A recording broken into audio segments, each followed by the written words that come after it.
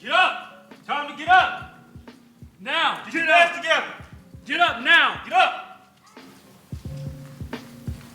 I must remember to meet with Professor Mulligan at 11. Forgot to put that on my calendar for today. Stuck on this bullet point for that case study for psych. Ross, did Professor Mulligan mention anything to you guys about that cognitive behavioral study that was done in Rutgers?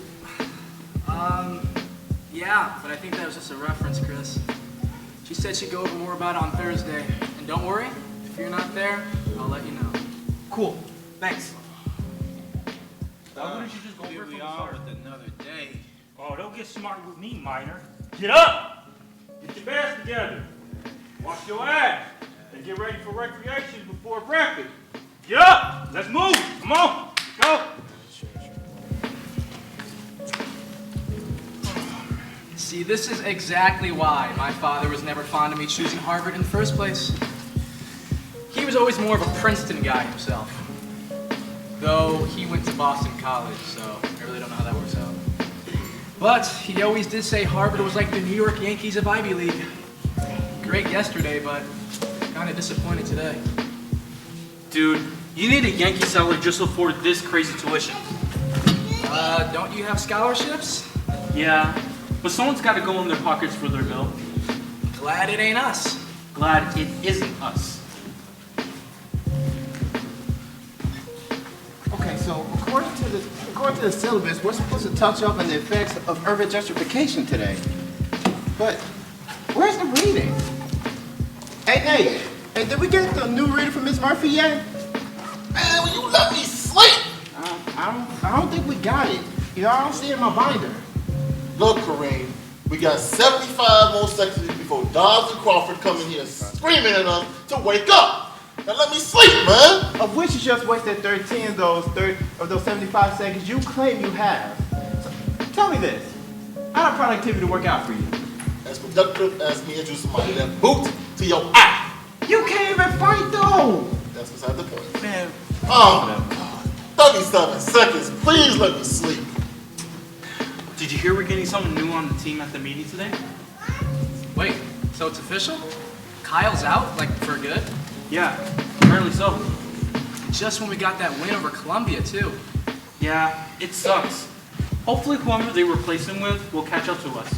No offense, but now is not the time to bring anyone up to speed. Yeah, no, I 100% agree. We're kind of on a pretty good roll right now, so cannot bring anyone up to speed. Kyle was pretty good, too, that's the thing. Yeah, but he just had to be an idiot on Twitter. Tell me about it. I mean, he knew his stuff, he just never knew when to shut up. Nope. But you know how it is around here. Nothing will happen to him. Yeah. Well, I'm gonna go grab some breakfast before my 8:30. Wanna come? Sure, yeah, just let me grab my stuff. Hill, get up and make your bed. Come on! Dude, they don't do this in Allenwood. How you know what they do in Allenwood? The dude that did the robbery got sent up there with me. Oh my God. Bruh, stop calling it a robbery. You and Marquis just robbed the Panera Bread.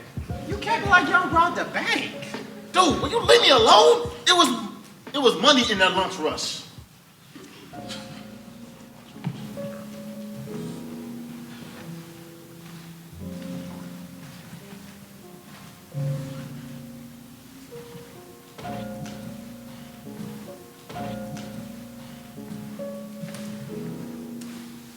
Clearly, when we look at the results, Bard is exceeding expectations. I mean, even with these numbers, there's no way the state can get us extra funding, Donna. Now, I hear that, Emily, but how much money are we talking? enough to cover a new sub-program. Here's how I see it. BARD's entire objective is to create a more structurally sound educational platform for the inmates, but not just limiting their learning experience to vocational training. Not that there's anything wrong with the vocational training already in place, but this program will challenge them to be their absolute best and also get them market competitive. Okay, so where does the extra funding come in with this? Emily, come on, you have to tell me more than what I can find on a website. One word, debate. Debate what? Our team. Whose team? Us. Us? Oh, them us, the BARD students. Oh, well, now that's interesting, but who would they debate? Well, I guess for starters, other students in the program, just to get as many people involved as possible. I think that might have some liability issues, so let's just take that one step at a time. But I do like the idea of implementing this program. So are you gonna lead it? Oh, no, but I have the perfect man in mind for the job. Oh, Mike O'Connor. No. Do you know that I saw him Google the other day, who invented air? Like, really? No. The perfect person would be Frank Vaughn. Frank, always drunk. Frank who drank the tank, Frank. I know, but when Frank is on, Frank is on.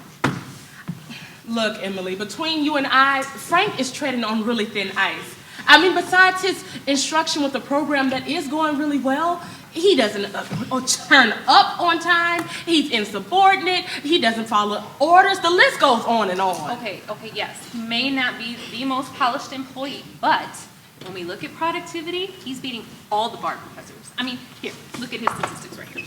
History, his class average is at a 93%. Literature, class average sitting at a 91%. Trigonometry at 89%. And social science, an impressive 96.5%. I mean, the next BARD professor who even comes close is Mr. Silverman, and he's sitting at a 77 to 82%. I mean, statistically, no one is touching Frank. And I think this would help him considerably. I mean, sure, he engages in dubious behaviors outside of here, but when he's in the classroom, he's all business.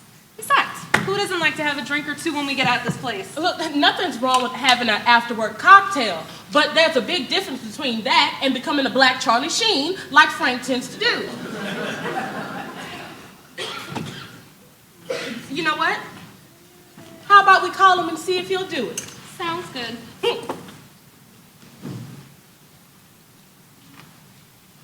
Yeah. Hey, Frank. Yes, can you come by my office real quick? Okay, see you in a bit. I bet you $20 that he is drunk right now. You don't pay me enough to freely bet $20. Oh, so are you bowing out because you know that I am going to win? I thought you said that the BARD team was the program. All right, you're on.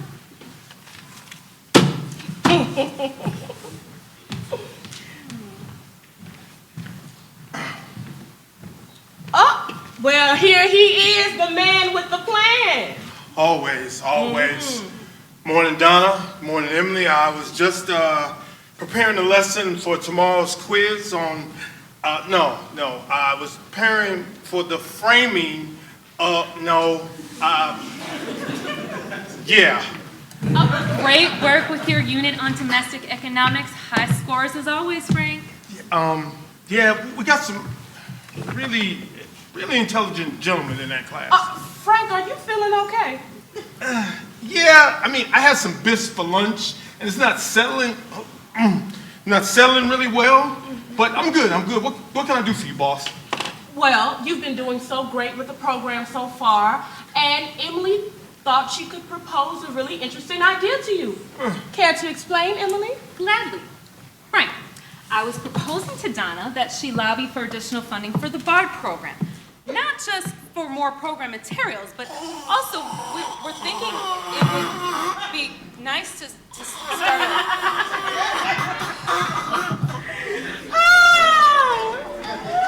Easy money. Well, you know what? At least you tried. Frank! Don't go yet, baby. I'm just getting started. I'm good. What were you saying about somebody proposing to you? If only there were a man worthy enough. But that's besides the point. No, we were talking about starting the debate team, and we want you to take the wheel and be the debate team advisor.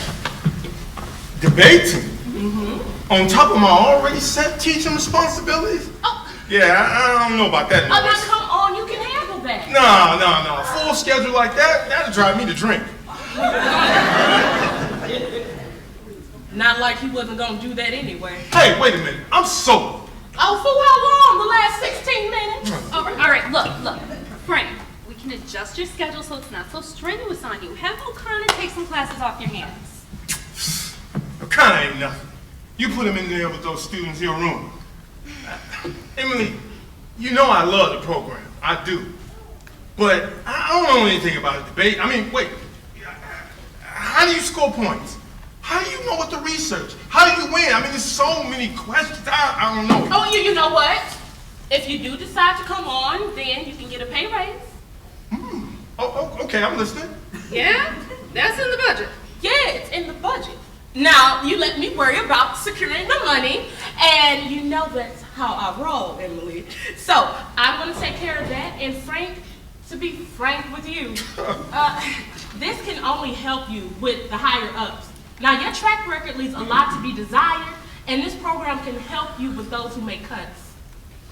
Okay, but why are you so invested in this? I mean, what you getting out of it? Look, although I do run this facility, and I adhere to all the federal regulations, even though they might be problematic, if anything arises that can help these young men have a better chance at life on the outside, then I am going to make sure that they are taken care of. Now, this is a really promising program, Vaughn, and I really think that you should think about it.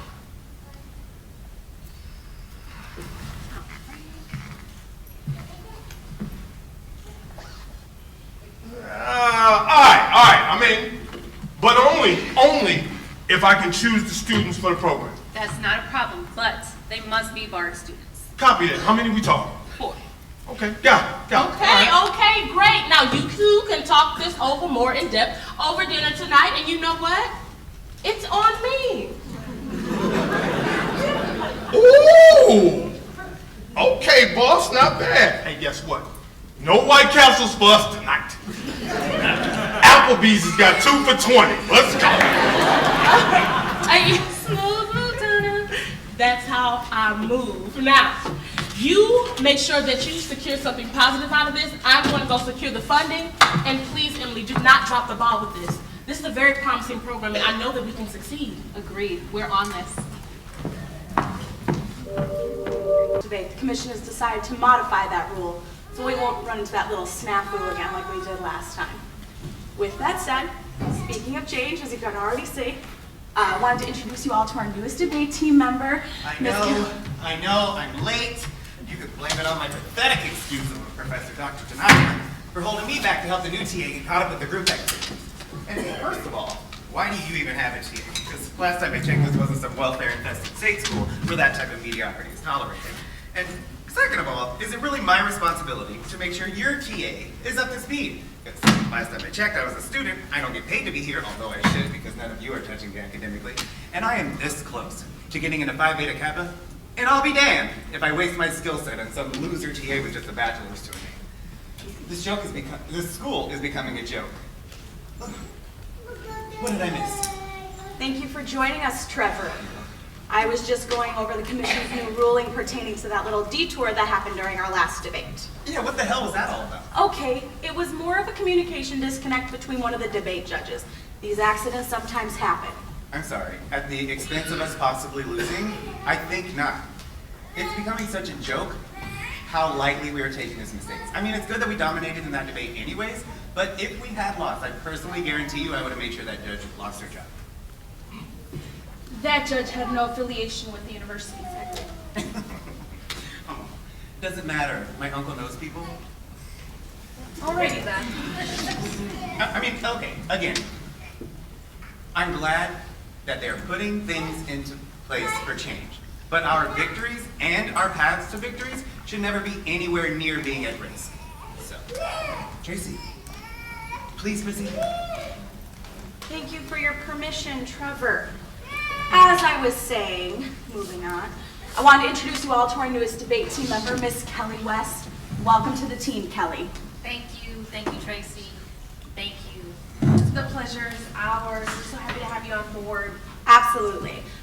Kelly's currently studying public administration in nonprofit management and is pre-law. Oh, well, it's undergrad, so we're kind of all pre-law. Let me guess, you're not majoring in international relations, are you? Not even close. Political methodology is my game, therefore victory is my only objective. Trevor Warner, nice to meet you. Likewise. Which Martinez? Russell Hunter, nice to meet you. So you're taking Kyle's place. Yes, I am. You know, you have pretty big shoes to fill. Well, I think I'm definitely up for the challenge. Okay, he was a really good debater. Excellent. Just glad we don't want to sit here on here. Was that Chris? I didn't hear anything.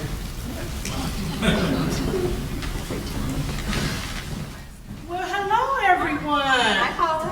Hi there. Look at all these beautiful faces. Woo, we got some nice looking people on campus. How you doing, girls? Good. How are you, Paula? I am tremendous. I see everybody is ready for the debate season. Yes, we Yes, are. ma'am. All right, that's what these eyes like to see and these ears like to hear. Joy, what do you have prepared for the debaters, hon? Well, we are early into the season, and I think there's still plenty of time for you all to attain significant growth. Now, that said, your team has dominated the college debate circuit for a couple years now, and as such, well, I was thinking of diversifying your schedules. Diversifying our schedules? Well, what do you exactly mean by that?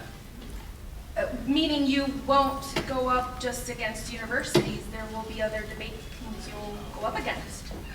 What would these other groups be included? As long as I win, I don't really care. Well, I'm glad you asked. There are advanced programs for adult debate teams in the area that are comprised of elected officials. So it'll be fun, or for charity, of course. Also, and this is pending, you'll have an opportunity to go up against the grain and outside of the box and debate an actual debate team from prison. Wow. Wait a minute. No. That's interesting. No, it isn't. This is a joke, right? Ooh, this is about to get good. Yep, glad I brought some popcorn. Here, have some. This is no joke at all, Trevor. This is a true opportunity. An opportunity for whom? Us? I'm sorry. Fine. There's no way in the world that my victory is anywhere near being at risk, so I'll allow it. Let's do it. Oh my God, we finna get lit. Okay. I think it's good. Three-car Monty, hard on deck. Who can take the dealer? Who ready to lose? Who want the smoke? Who got the gall? Who got the courage to take it all? Three-car Monty, hard on deck. Who want it? Hey, yo, man. I don't know, dog. They look shook to death out here, man. I mean, who want it? This man got them cards and he ready, man. Rock, they ain't ready, dog. Nah, they ain't ready for it, man. They don't want the stress. They don't want the anxiety. They don't want the sleepless night. But most importantly, What's that? they don't want this smizzoke. That's what I'm talking about, man. Hey, yo, Rock, don't you got like mad room in the commissary, yo? Oh, yeah, bro. My baby mama hooked it up this time, too. Matter of fact, I've been losing lately. So if there's a time to beat me, it's now. Who want it? All right. Whew. Shit. Here we go again with your trying to hustle the yard. Ain't you rubbing out fools already with your greedy asses?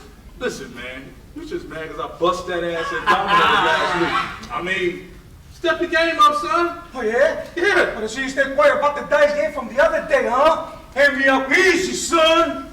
All right, man, I can't front. You did your thing, man. But I mean, are y'all trying y'all luck on these cards or what, man? What's in the pot?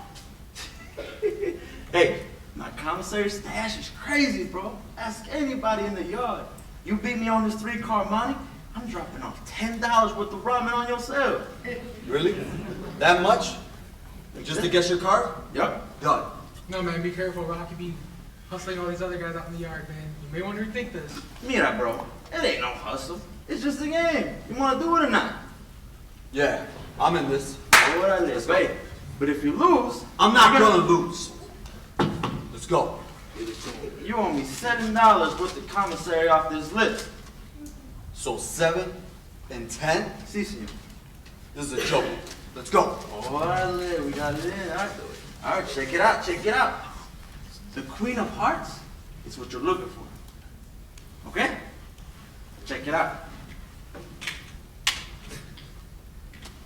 So where's our queen gonna go? We're gonna go left, right, up, or down. She don't know where she's gonna go. But make sure your queen don't end up on the wrong side of town. Orale. Where's our queen? Right. No, it's right here, bro.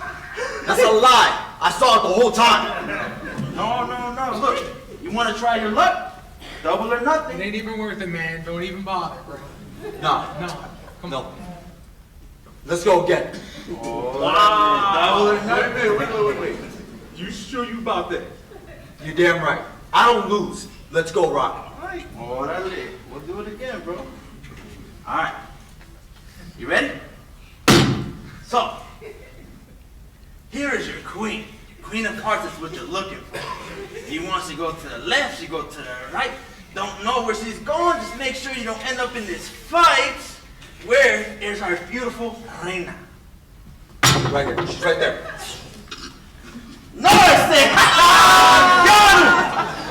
said, here I said, she's right here, and she's been saved by yours truly. Pasa mierda! You're lying to me. I know you're cheating. I'll beat it out of you. Not worth it. Work yourself up, man. Let's go. Hey, is there a problem? No, officer. It's just a little gentleman, Mr. Grimmett over here. You sure? I'll take care of it. I got this.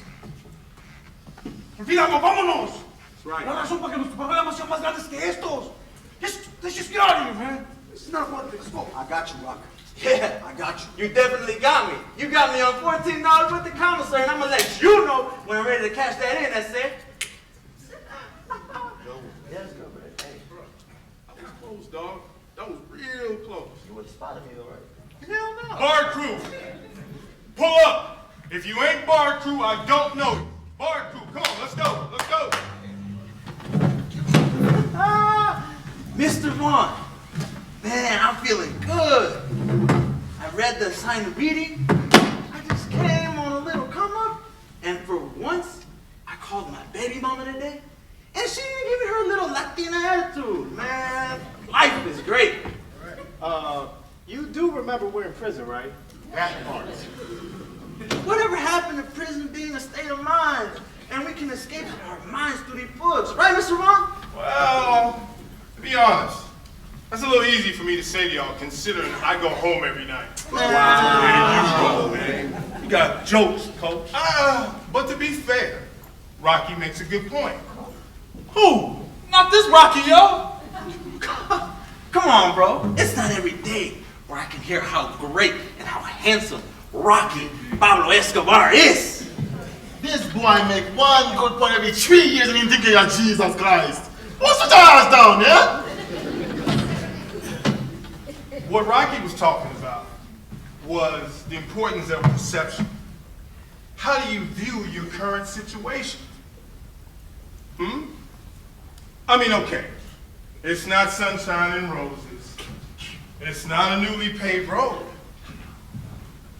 But how do you view these plights in front of you? You should look at them as keys to a puzzle waiting to be opened. How many of you remember a long time ago, before smartphones, apps, and Snappy Chat? Yes, I said Snappy Chat. We used to entertain ourselves with books and board games. How many of you remember when you were little, playing with puzzles, actually holding small puzzle pieces, huh? All right. Do you remember the feeling of what it was like is taking a brand new box of puzzle pieces and dumping them out on the floor of the table? What did you have in front of you? You had a mess. Exactly. A mess. A mess of a situation that was right in front of you. A mess of a situation that was right at your fingertips. A mess that seemingly had no resolution. But a mess that depended on you solving it. This puzzle is just waiting to be opened. You have so much power and you have no idea. And control. You have control over what you think, what you say, your actions, how you feel, your next move, your choices. Your power and control see no bounds. Now, it's true. What's in front of you may not be aesthetically pleasing to the eye. But what are you going to do to make the changes to what's around you? And even better yet, how are you going to form the picture that you truly deserve? Let me help you with this. I have a special challenge for you, gentlemen. What you got, Coach? We are putting something special together. But let me tell you, y'all some big talkers. I hear you all in the mess hall and on the yard. I mean, true, but you know, there's some of us that like to talk what we don't know what we're talking about. But in some special situations, delivery shines brightest. The combination of content and delivery make you unstoppable. And you, poor gentlemen, have that quality.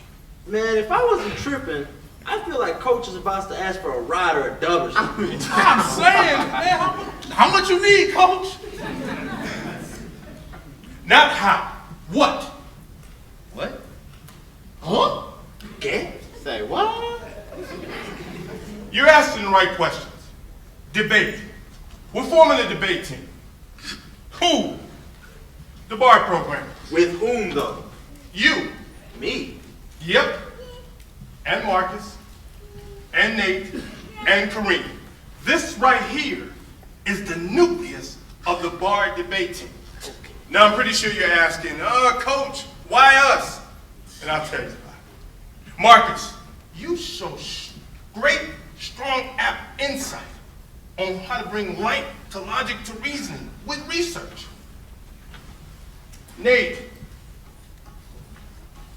you are without parallel when it comes to ingenuity. Kareem, mathematics is your specialty. And Rocky? Because I make you guys look good, huh? No, son, because every team need a mascot, and that's you, jackass.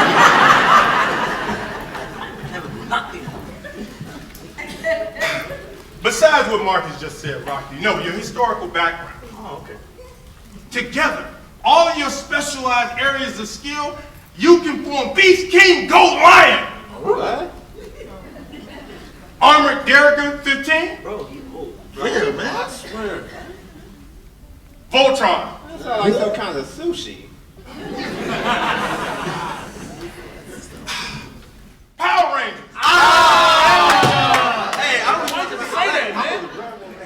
I just keep forgetting how young you all are. So look, what's the benefit of this? I mean, do we have to do this? No, not at all. Just like with anything in life, you have a choice. But this is an opportunity for you to make an informed decision based off what's in front of you. Okay, so what exactly is in front of us? I mean, guys, this sounds like an ultimatum. I mean, do we have to join? What if we don't want to? You know what? You don't have to do anything to stay black and breathing. And in your case, Rock, stay brown and breathing. Thank you. You don't have to do anything, but you're going to do something. See, because you can't do nothing, so you're always going to be doing something. Why not seize this opportunity to make yourself better? Because you have to understand the BARD program just doesn't accept anyone in here. You aren't out of here because of some pity or charity. You're here because each one of you exemplifies this promise of great talent and possibility. Just because you're within these four walls doesn't make you less than. Just because you wear what you wear, these clothes don't define you. Just because you're inmates doesn't mean you're prisoners of the mind. And now I know what you're saying. Oh, Coach, we've heard that all before, and yeah, that might sound cliche. But there's extreme power in these words, just like there's extreme talent and greatness in each one of you. This is your opportunity to reach inside you and pull it out. This is an opportunity for you to be better than you were a year ago, a month ago, a week ago, hell, a day ago. Why not seize the opportunity to reach inside yourself and unlock that potential? And when you do, it'll bust out so loud it'll go BAM! And you'll shock yourself. Shock yourself. Shock the system. And as your coach and advisor, I'm here with you. So, who's with me? I'm in. All right, Mr. Branch. All right, I'm in. Okay, Mr. Minor. I'm in. Mr. Hill. Okay, I'll do it. That's because you fools are ugly. Y'all need a pretty fool like me out there. Man, Come on, man. I'm in. All right, gentlemen, let's debate. Ball! All right, all right. Woo!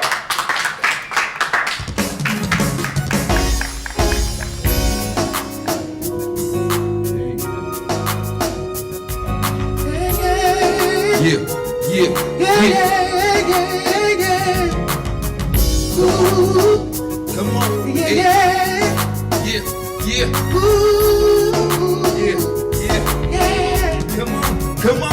Hey. What you gonna do when your back's against the wall? What you gonna do? Yeah. How you gonna smile when you feel all being lost?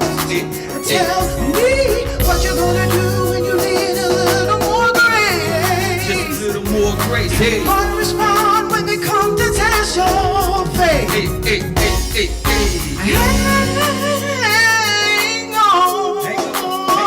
Hang on. In there. Come on. You know. Hang on. Yeah. In there. Come on. Yeah. Hey, God's been good to me. Better than I've been to myself. It ain't about the wealth. It's all about the good health. And he done blessed me with all the pain and all the storms. Ooh.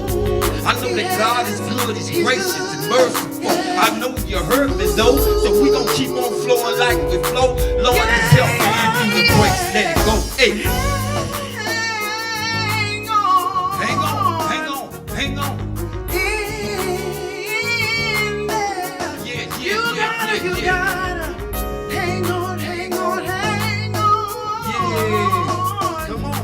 In there. Yeah. What you gonna do when your strength gets a little weak? Gets a little weak. What song will you sing when you're feeling incomplete? Hey. Tell me what you gonna do when you're trying on slip. Slip slide. Yeah. How you gonna react when they come to test your faith? Yeah. Hang on. Hang on. In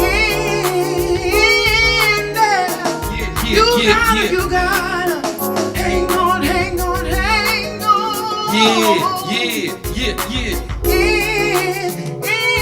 there. Yeah.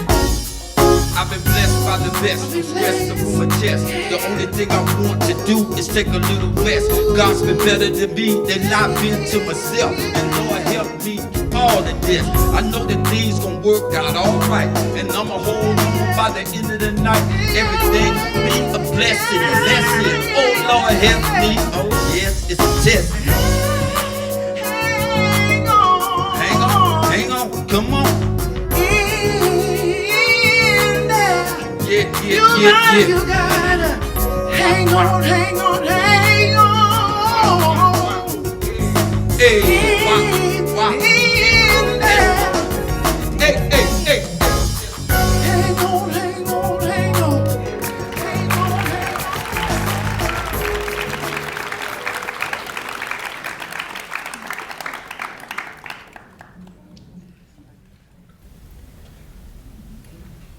Yeah, I mean, it's such a joke that they're changing the policies to placate these people.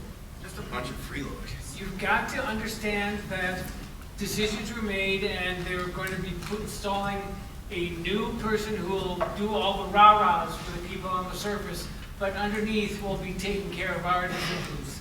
Take what you see on the surface with a grain of salt, but know that decisions in the dark are being made by us. You're right, Uncle Eddie. I forget about that sometimes. Trevor, when you're ready for office, you will know just how things are being done. I'm looking forward to that. Well, so then, how are things going with you? They're good. They brought in a new girl to replace Kyle on the debate team. A woman? Yeah. She's black, too. Oh, a black woman. 2 birds with 1 stone. It's good to see that that Paula is really enjoying her time as interim dean. Tell me about it. Well, okay, there's you. There is the Latino. There's a black woman and the liberal.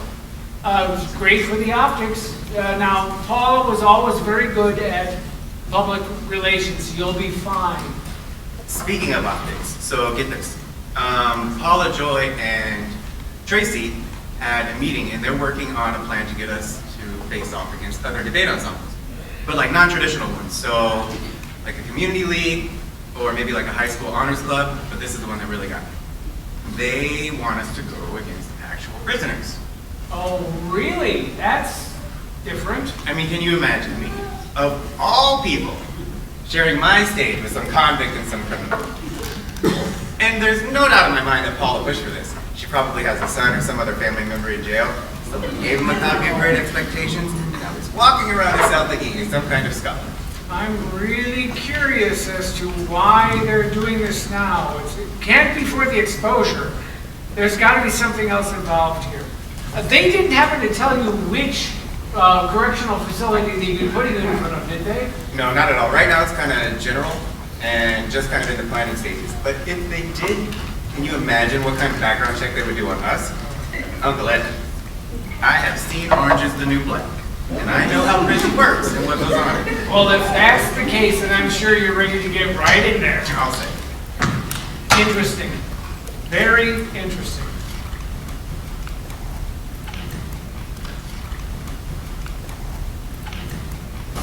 They're putting a lot of resources in this bar program and in the debaters. I mean, this is legit.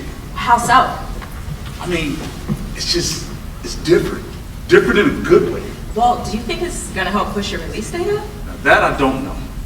But, I mean, I got 11 months left, so you ain't gotta brag, bro. Man, listen here, Nosy O'Donnell. Man, mind your business, dog. Check out your girl, man. I mean, I got 11. We have 11 months. I'm trying to just get this time behind us so we can just keep on with our lives. All right. You know we got your back. 100%. I mean, it's just a matter of closing out, right? You got this. I appreciate you, baby. Hey, what's going on, man? You quiet over there, dog. What's up? How's school? It's high. It's hot, I guess. Just all right. Not great. Not lit. Nothing like that. I don't know. What you mean you don't know? What's up? I don't like school. It's boring enough. Then why did you go? Because I got to. Okay, let's say you didn't have to go. All these damn questions. Excuse me? That's what we're doing now? Damon, watch your mouth. And show some respect, okay? My fault, it's just, I don't know, it's too hard. It's all good, man. Listen, this is what we're gonna do. I'm gonna call you. Let's say like Thursday at 4:30. That gives you enough time to go home, do your work, give it a good effort. And when you get there, at that 4:30 time frame, I'm gonna call you. Make sure you accept the charges. We'll call you. and when we talk, we're gonna research what you went over. You know that's why they got me in this program now, right? Because my researching skills. We're gonna pass that on to you, okay? Indeed. Come on, man. I don't want to ever hear you talk about school like that again, all right? Go to school. Learn your lessons. Read your reading. True, I know it's a lot of junk up in there, man, but you gotta learn to dip and dodge in between there and get what's good for you out of it. Once you do that, this world is limitless. All right? And on top of all that, you'll be helping me out. For real? Yeah. You my guy, man. Ain't nothing changed. Hey, no touching, bro. Here we go again, dog. Come on, man. That's why your girl ain't with you right now. You know that, right? Because you don't know how to mind your business, dog. Turn around. Tell him, Marcus. Tell your boy to get it right. Get it right? Yes. You think you slick? I saw you cuddling up with that ugly fool in the back. You think I didn't see that? Just because I told you, and just because we're not together, doesn't mean I'm not going to tell you what's happening in your daughter's mother's life. Daughter. Oh, that's you! Oh, you're cute. You're cute, Rocky. You're cute. Nah, but in all seriousness, keep an eye on that fool, man. You don't like your brother goes for them broke boys. He's nice, but you can beat him up, Dad. Ha! That's my girl. You two are a hot mess, but seriously, Rocky, have you been talking to your lawyer, Jerry? Like I told you before, with that program, you can have your sentence reduced by a lot. I hope you're doing everything you can. In all seriousness, I've been talking with the gringo, and you know, he's been helping me, and it's just such a beautiful thought of me talking about when I'm gonna leave, and you know, it's just, I can't even explain it. And then on top of the debate program, I'm meant for that. I just see things like kind of open doors up for me. I'm excited. And I can see that because God knows how much you like to argue. Come on, girl. Don't confuse me with God's gift as I am that. You know what I'm saying? Says the man who still sleeps with a nightlight. Hey, yo, Vic. Where the 14 you on me, yes, sir? Hey, Rock, just be with your family, motherfucker! I see Benny the Bull over there getting kind of loco. You seem kind of quiet. Say what's up? Come on, Rock. Were those your friends? Nah, they're more like my ATM machine, like your mom. I hope you're not getting in any trouble. I mean it. And now with the research, the university can open up that extension wing, and then we can start doing business with companies outside of the school, which means we can increase the profit margin by about 39%, which is really substantial considering what the profit margin is. Okay, and you don't have any problem with the funding? Oh, no, don't worry about that. You know I have my hand in numerous honeypots. Yes, your annual donation proves that. It had better. Okay, well, I'm going to check this out with Lawrence Parkow, and we'll get this project started. Good job, Edward. Thank you, Paula, and thanks to Lawrence, too. Oh, by the way, talking about starting a conversation and spreading the word, I was talking to Trevor the other day, and he told me about this new venture that you're planning on with the debate team. Oh, yes, Joy and Tracy are working very diligently on seeking some outside-the-box opponents. I think it's going to be good for the team. You're not kidding when you say outside the box, Paula. Now, I understand the community centers and even the Air Force, but I would be lying if I said I did not have my reservations when I think about the possibility of going up against a bunch of prisoners. Well, I mean, it is a bit ambitious, but I think it's going to be something new and challenging for the team. You know, it puts kind of a lens on the challenge. Oh, come on. There's, granted, it's good charity optics, but how's it going to look on the university when we beat these criminals? Ed, come on. You don't have to call them that. Oh, really now, as the inmates are not criminals? Is this one of those, they do not identify as such, so we are not going to call them that, and thus we cannot use the word kind of millennial things? No, that's not it. It's just that, you know, on our platform, everybody should be treated equally. Equals? Ha! Come on, Paul, let's cut the Mickey Mouse shit, all right? You've got 4 of the best from Harvard up on that stage. That word alone is synonymous with greatness. Having said that, you're going to be putting them up against 4, and I'm going to say it again, criminals. That just makes a mockery of everything this university stands for. Edward, do you even understand what this university stands for? It's for the education of our students.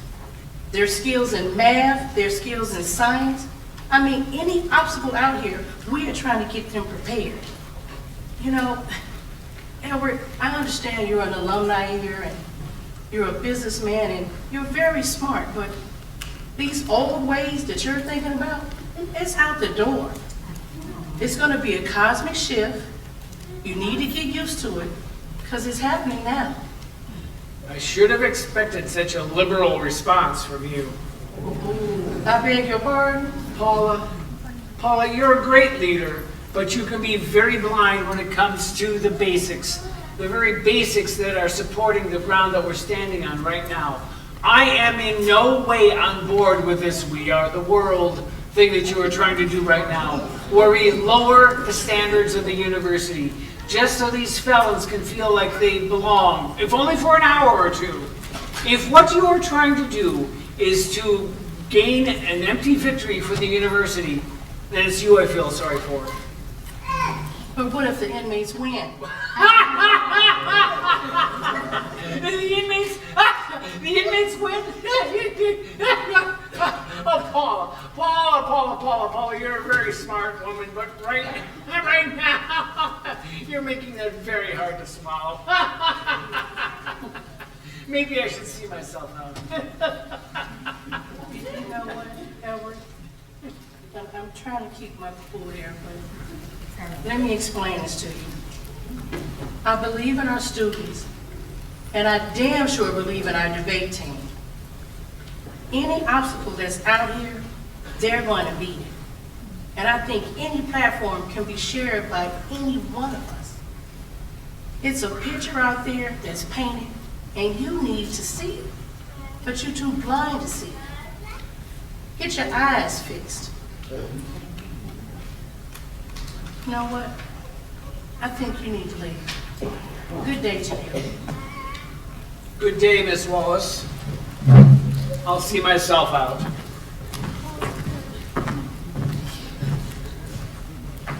Hoover, yeah, it's me. Listen, we need to meet. I'll make arrangements for us at Dorsia tonight. Yeah, I need to discuss a plan with you. Okay, I'll see you later.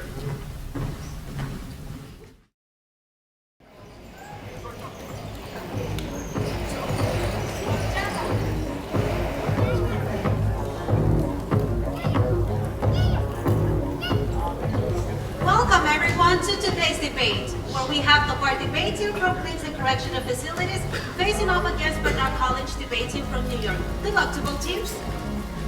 So you see, it's Donner's model, which asserts that explanatory proof can be distinguished from a non-explanatory proof if only the explanatory proof contains a so-called characterizing property, which is a property roughly unique to a particular entity or structure in a family of structures.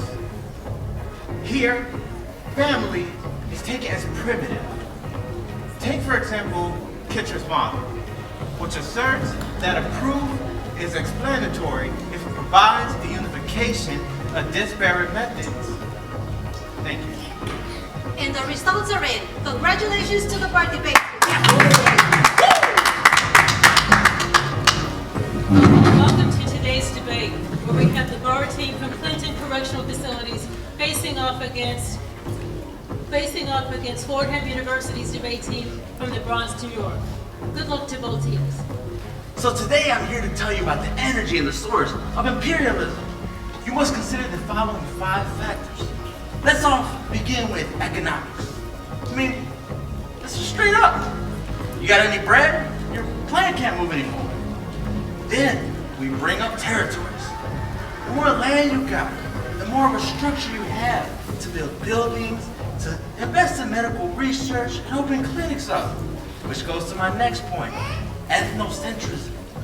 You now have the ability to put your values into your following by the masses, which goes into politics. Meaning, there's an idea behind this. And as such, we all take dignity, we all take security, and who doesn't like that? Which leads me to my last point, religion.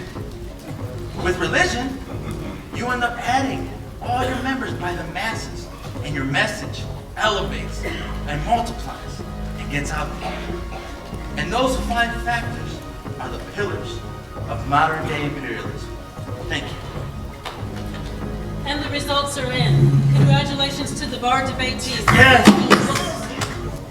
Welcome everyone to today's debate, where we have the bar debate team from Clemson Correctional Facilities facing off against the members of school. Good luck to the teams. Now, the year is 2005, and the subject of today is 4K network video streaming. Now, when you hear the word 4K, you think of 4K gaming, right? But that's not the subject of today. 4K is second only to the consoles. Now, second, Forbes referenced an engineer that concluded that the Microsoft and Sony would update the HDMI specs, adding a video recorder for future revisions of the PS4 as well as the Xbox, resulting in better video support. Is it likely to happen? It depends on how fast 4K takes off. Makes sense for consumers to update their HDMI specs without no significant cost for them not to do so. The ports are completely backwards compatible after all. Thank you. And the results are in. Congratulations to the bar debate team. Welcome to today's debate, where we have the bar debate team from Clinton Correctional Facilities facing off against West Point Military Academy's debate team from West Point, New York. Good luck to both teams. Tulsa, Oklahoma, 1921. I'm talking at the height of Black Wall Street, before the riots. If we have to touch on one piece of land, I say we touch on the Gurley Hotel, owned and operated by O.W. Gurley, a very wealthy African-American entrepreneur out of Arkansas. Now, the Gurley Hotel was estimated to be $55,000. That's $55,000 in 1921, which would equate to about $1 million today. We're just speaking on one piece of land. We're not even talking about the 40 acres of sprawling land filled with homes and businesses such as salons, hardware stores, pool halls, movie theaters, libraries, nightclubs, etc. I mean, you see how strong the black dollar is. In any time frame, this is $1 billion opportunity that only helps America. But it's systemic oppression that cripples this situation. So if we really want to make America great again, we have to eradicate systemic oppression and then watch us as Americans shine again. Thank you. And the results are in. Congratulations to the bar debate. Yes. Oh my God!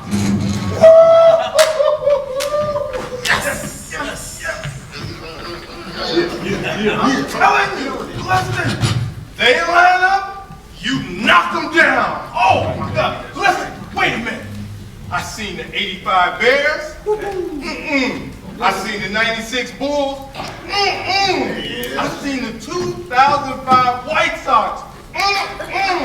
This right here, this is the real dream team. All right, chill out, everybody. No need to thank me at once, all right? Just make sure your people put money on my books, all right? Oh my God, y'all. Listen, Coach. I mean, it feels good to be on this side of the government. Thank you. No, you did this. Y'all deserve all of this. Great job. Great job. Yeah. I mean, I understand and appreciate that, but it's just any type of positive outcome, whether it's just a sliver, it's like a mountain to us. We need this. Thank you. Hey man, listen. Thank yourselves. Pat yourselves on the back. Because you all did this. And I want to tell you, hey man, hey, what the heck are you doing with a pillowcase full of stuff? What's in here? I almost forgot, man. Thanks. Check this out, y'all.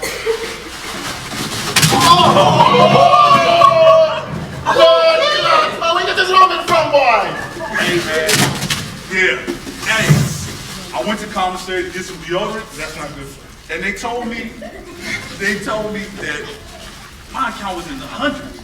I don't know what happened, but hey, I'm celebrating, baby. And you spent it on oodles and noodles? Hey, come on, dog. Don't act like you don't know this pile is about $3.75. Come on, man. Whatever. You're not yourself when you're hungry. Better? Man, shut up. Alright, dog. No, I'm kidding, bro. That's the one. Chill out. That's what I thought. So, Coach, what's next? Okay. We got a rematch with West Point, but that's not the big news. What you mean, Coach? I just got the approval from Bard this morning. You're going to face Harvard University. Hey, there's no telling where this opportunity can take you, gentlemen. Stay sharp and stay vigilant, all right? Yes. All right? Yes. Hey, man, that's what's up. Yeah. But you know what? I gotta get out of here. They got me on the second shift on the mine. Working, man. Hey, they got me in the mess hall, too, man. Hey, fellas. Keep your nose clean. I'll see you tomorrow, all right? Take care of that. Yeah, I got it. It's bad for you. Hey, why you gotta wait for that dude over there? I do that later. Whatever, bro. Get out of here. I'm going. My baby mama never even feed me this well. Oh my god. I gotta get some Valentina sauce. Yo, Rocky. Okay, what's up, brother? Let's go.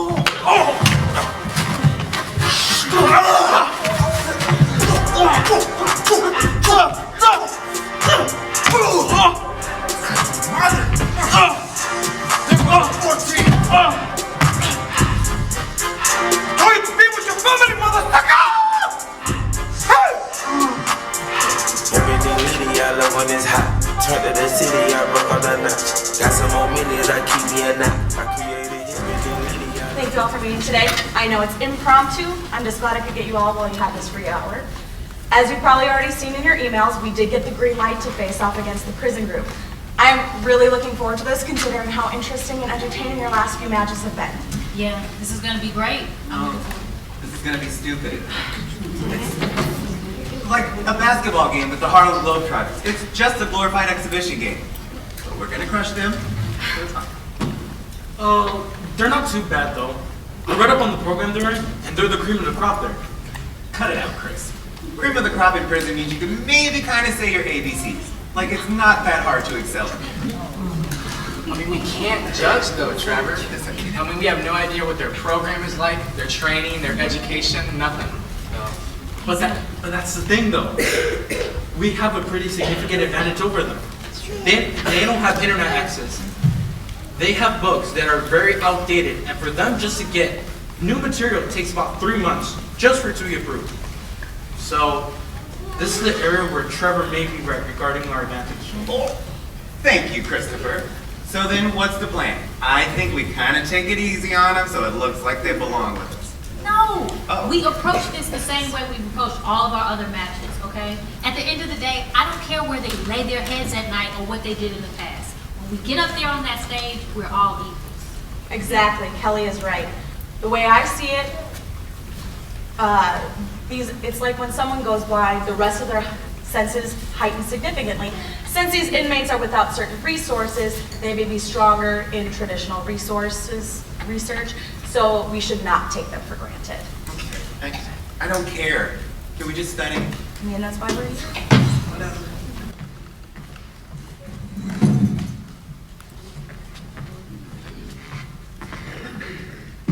Right there, we're going to take you late.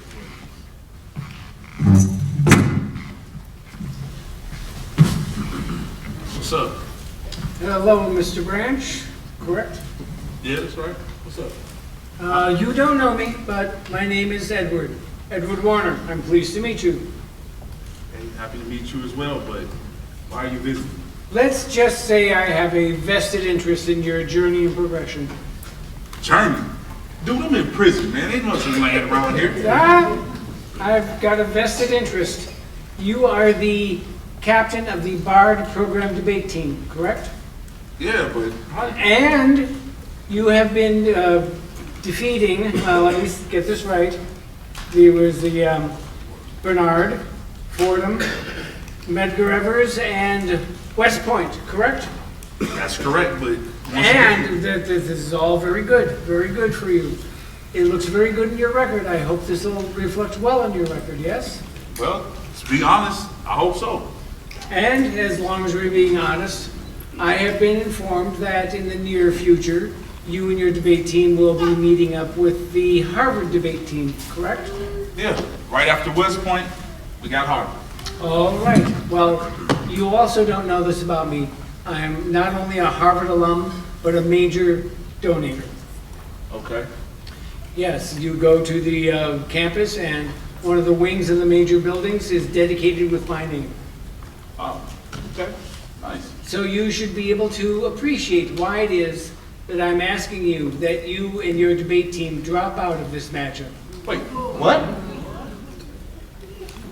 Yes, I would want you to drop out.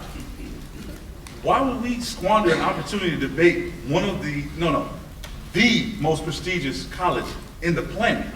You just answered your own question, sir. Prestige. You see, it's taken us over 385 years to build up the reputation for that university. We are the upper 1% of the 1%. We have built a background of prestige of this great country. Midas had to come to us because whatever we touch turns to gold. Which is why I am asking, no, I am imploring you to drop out of this debate, because if I may be so blunt, you and your teammates are not worthy enough to share the stage with anyone who wears the Harvard crest. Oh, just wait 1 second here, man. What are you talking about? Well, how do you like your extra credits? I'm sorry, what? The extra credits you have in your little commissary.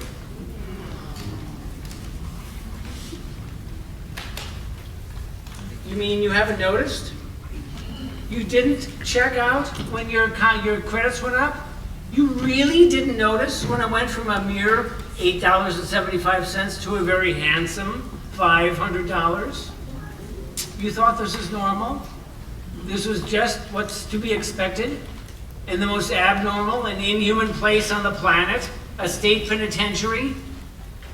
Oh, Mr. Branch, I thought more of a Bard scholar such as yourself. But your actions just go to prove why it is that you should not be on the stage with the likes of us. Wait just 1 damn minute. You need to relax. Listen, man, I don't know who the hell you are or where the hell you came from. If you talk to me like that again, I'm gonna put my foot so far up your ass you're gonna be bleeding shoestrings. Don't try it. Oh, Mr. Branch, there's so much that you don't know, although I'm sure you think you do know. You see, I need you here, Marcus. I need you here and not on that stage. What are you talking about? Well, for example, whenever you do go to your little commissary with your friends, you don't just take your things, do you? No, just like in a store on the outside, you have to check them out through a system, don't you? Yeah, so? Well, what would you think if I told you that that same system is used at 4 different locations? Okay, spit it out, man. I like this guy. You see, if you know who runs that system, you know who runs the whole thing. Translation, it is my company that runs that system. It is my company that gathers all that information. It is my company that keeps this prison on a very lucrative running. Every transaction is money back in my pocket. Yes, those credits came from me, but every transaction ends up with a 20% payback from the state to me. So every time you and your friends buy some ramen, that ends up being a few $1,000s back to me. I should say thank you, Mr. Branch. Why are you telling me this, man? Why? Power. The name of the game, young man, is power. The power I have over the system, the power that I have over decisions being made, and the power that I have over you. you and your friends here and at numerous other correctional facilities around the country. The power that I have to keep me on the current social economic platform that I'm on right now. True, on the one hand, my company alone makes hundreds of millions of dollars just from this facility. And on the other hand, most of the New York judges and politicians who are on the bench and in office are men that I played beer pong with in college and are close to this day and have influence with when it comes to legislation. You can't buy power like that. Or can you? You see, I told you earlier, it pays to have friends in high places. I have a fraternity brother who is the judge for the Southern District of New York State, and this is a signed override approval for your immediate release. Drop out of the debate, your release is immediate.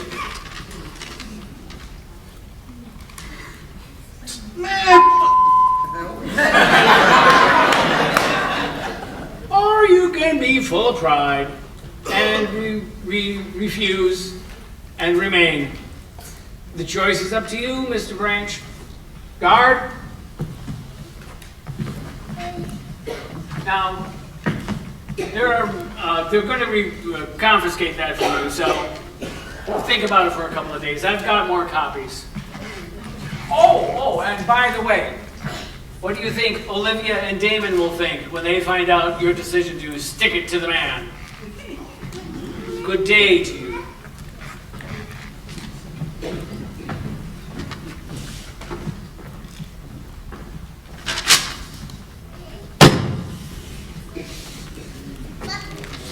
Have you ever been in that position? Being judged by your background and your current situation? Assumptions being made that you are worth minimum wage, only to be locked up and tossed in a cage. The world judges us on appearance. They look at us and think, we are clearly on the wrong side of the fence. They seem to think that this is their court and we do not belong. What they seem to forget is that we can play their game, but we can play it strong. Judge us not by how we look, but by our mind. And I promise you, you will be amazed about what you'll find. Our faces are but one layer. We have so much potential, but they don't seem to care. Martin Luther King once spoke, never succumb to the temptation of bitterness. So we won't do that. What we will do is give them our revolution. The revolution of us becoming president. The revolution of us becoming famous poets and actors and performers.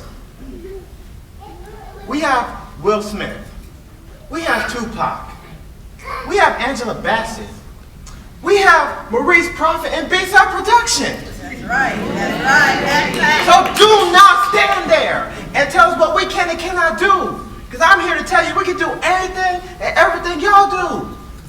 The only thing is we can do it much stronger.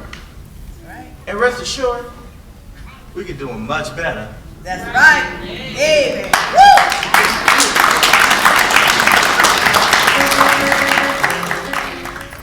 Welcome to today's debate, where we have a rematch of the Bard debate team from Clinton Correctional Facilities, again facing off against West Point Military Academy from West Point, New York. Good luck to both teams. So in theory, the present determines the future. But the approximate present doesn't approximately determine the future. Thank you. Well said. Thank you, Mr. Miner.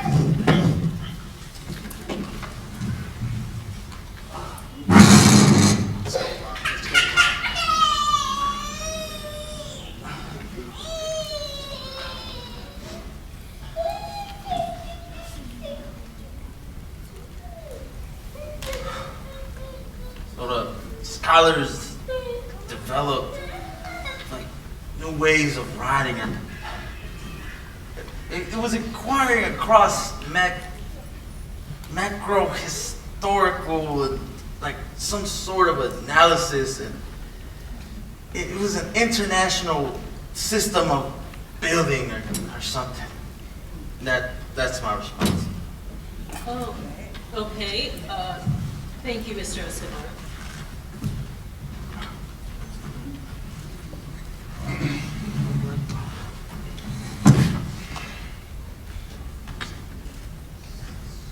What are the factors when it comes to telemedicinal applications? Do you know? Let me tell you. There are certain requirements needed to go to the target group and the group's social environment when it comes to telemedicinal applications. To prove my point, the results stress the importance of theory-guided, user-centered design on telemedicinal applications. Thank you. Very well said. Thank you, Mr.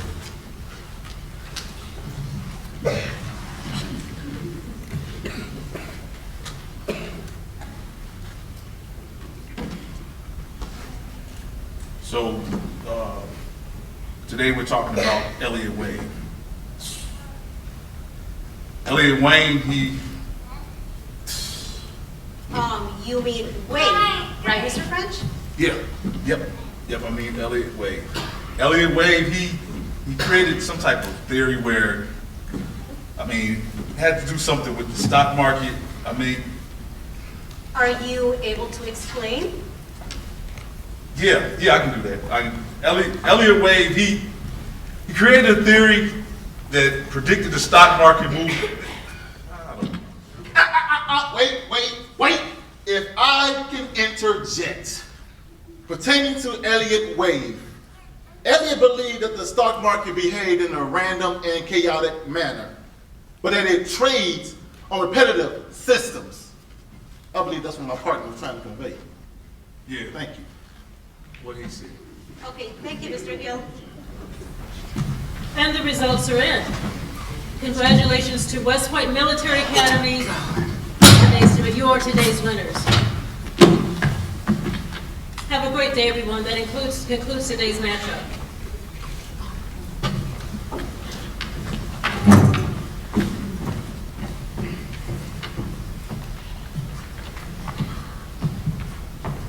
Okay, elephant in the room. What the hell just happened? Y'all all right? What's going on? Man, your guess is as good as mine. Yo, what the hell is up with y'all two? It's nothing, man.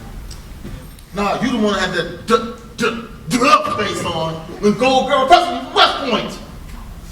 Marcus, what's wrong, bro? Nothing, man. Just a bad day, I guess. Nah, I know bad days. This ain't it. You know bad days? Yeah. You. When you have a bad day, you get to go home. We live our bad days. We carry these bad days every inch of this hellhole. So when we tell you we got bad days, just accept it. We having bad days. Marcus, listen. I totally empathize and understand your life on this side. And please believe me, it's not how I see you, nor the way you should see yourself. And you're right. I do leave here every day. But just because I lay my head somewhere else doesn't leave my life and my heart out here with you all. And it's because of that I give it my level best to make sure you have the best value education, creating resources for your future, right? And making sure you recognize the value in your character. And with that said, this performance is not indicative of what I've seen for you, gentlemen. So what's going on? What's wrong? Man, I'm just paranoid. Every corner I turn, I have to fear for my life. I can't even hug and kiss my daughter, tell her that I love her. And that's all I want, man. And I haven't had a good shower in over 2 years. You know how much that plays with you? And in fact, in the same novels that you give us, there are chapters ripped out of the books. You don't think it's messed up that the man doesn't want me to have knowledge? You worried about what Benny and them did to you, huh? Bro, it's just a never-ending cycle in here. Literally. We're just in a hamster wheel going round and around and around, thinking we're gonna get somewhere with anything. Facts. And you feeling like that too? Actually, I am. Because I don't really understand what the point of all this useless information is doing with us. It's not even going to get a house, a 6-figure deal, a Volvo. We're not going to do none of that. Hold on, didn't he just say a Volvo? Yeah, a Volvo. The way I see it, this country's vision, their picture, they don't got our image in it. We gave that up when we traded our names for numbers. So what's it supposed to be, huh? Feel good story for you? Huh? The BARD program? Because it sure in hell ain't for me, Rocky, Nate, or Kareem. Because you know what? Once we leave here, if we leave here, we're going to be reminded every step we take that we ain't shit. So you don't think I understand you? Look, I think you sympathize with us indirectly, but guess what? You can't relate, man. You just can't. I see. Sit down, Marcus. Have a seat.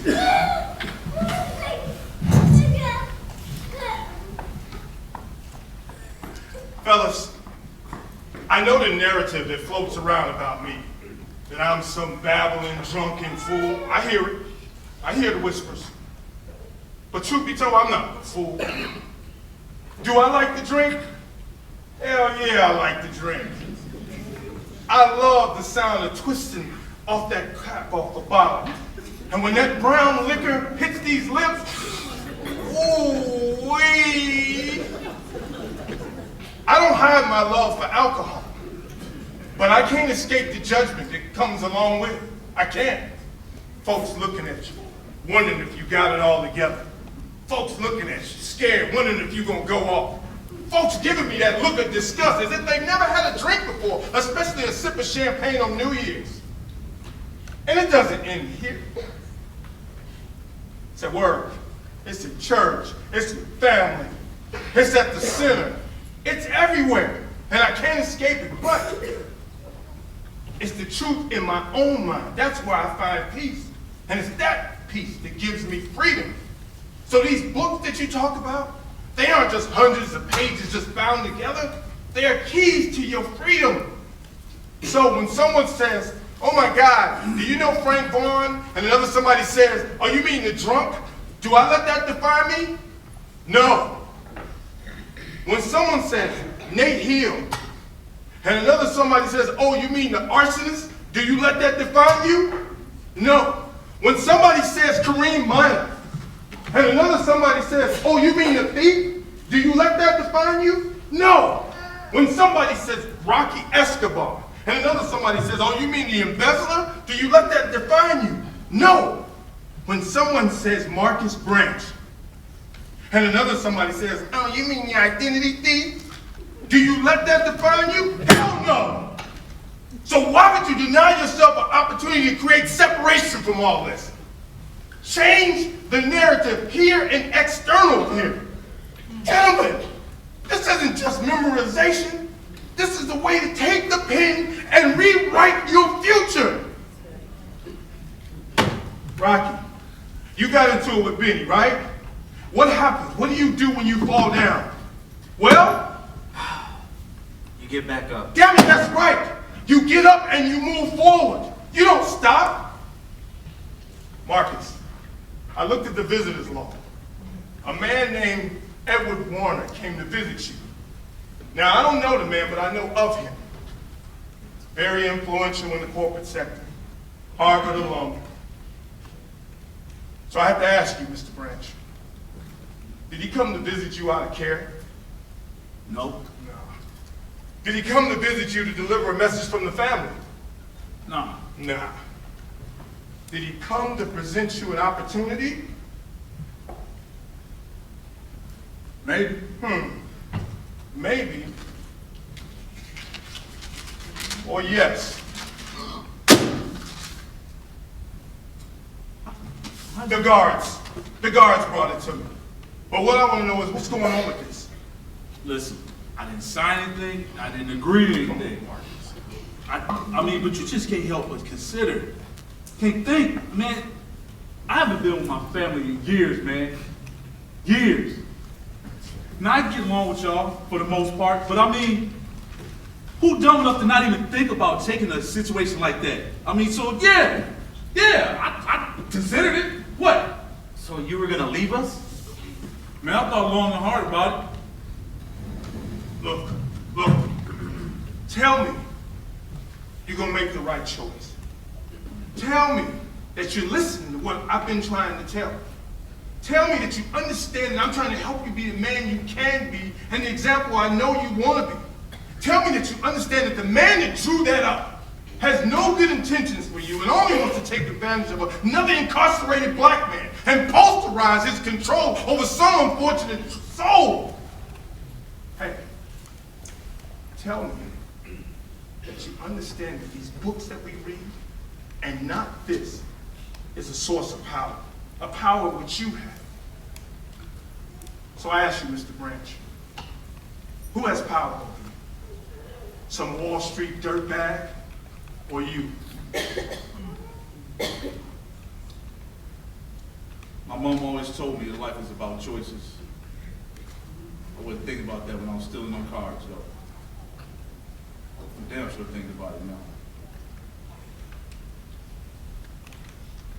Edward Warner must think I'm some type of fool if I'm gonna take that off. Nah. We doing this to the end, y'all. We ain't going nowhere, man. That's right. That's we right, in man. this. Come on with it. You dig me? We ain't thugs. We're not misfits. No, we ain't. But what we are gonna be is victorious. Oh, You yeah. dig me? There you go. And you know what? I got a counter offer for Mr. Edward Warner. Speak on it. I want him to line up them nerds from Harvard, put them Harry Potter jackets on, and line up so we can spank that ass.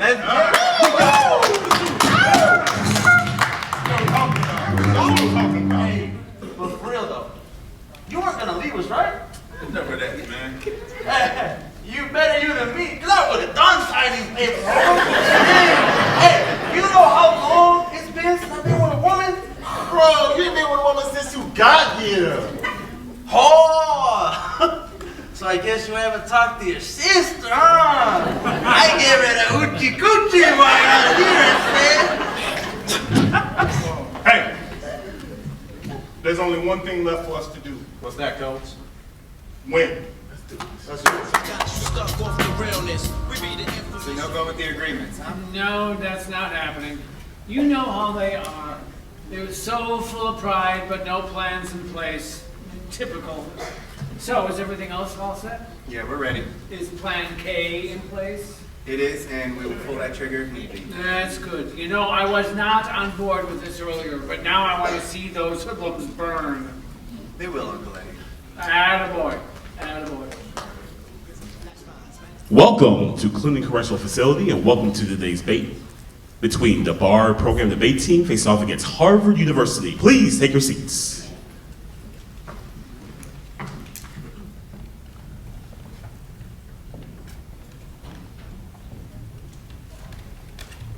And now, we'd like to bring out the moderators for this afternoon's debate. Please welcome Ms. Dara Wade and Ms. Sylvia Valdez.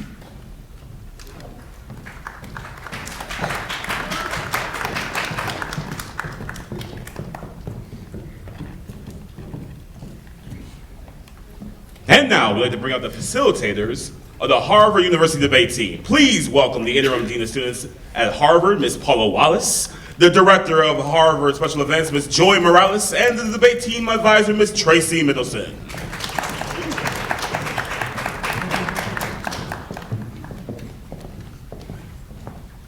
And now, we'd like to bring out our Harvard debaters. Please welcome Mr. Russell Hunter, Ms. Kelly West, Mr. Christopher Martinez, and team captain Trevor Warner.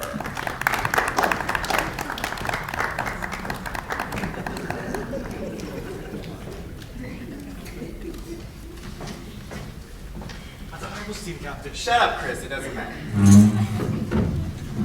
And now, we need to bring out the facilitators of the bar program debate team. Please welcome the warden of the Clinic Correctional Facility, Ms. Donna Milton, the director of the bar program, Ms. Emily Ambers, and the bar debate team advisor, Mr. Frank Vaughn.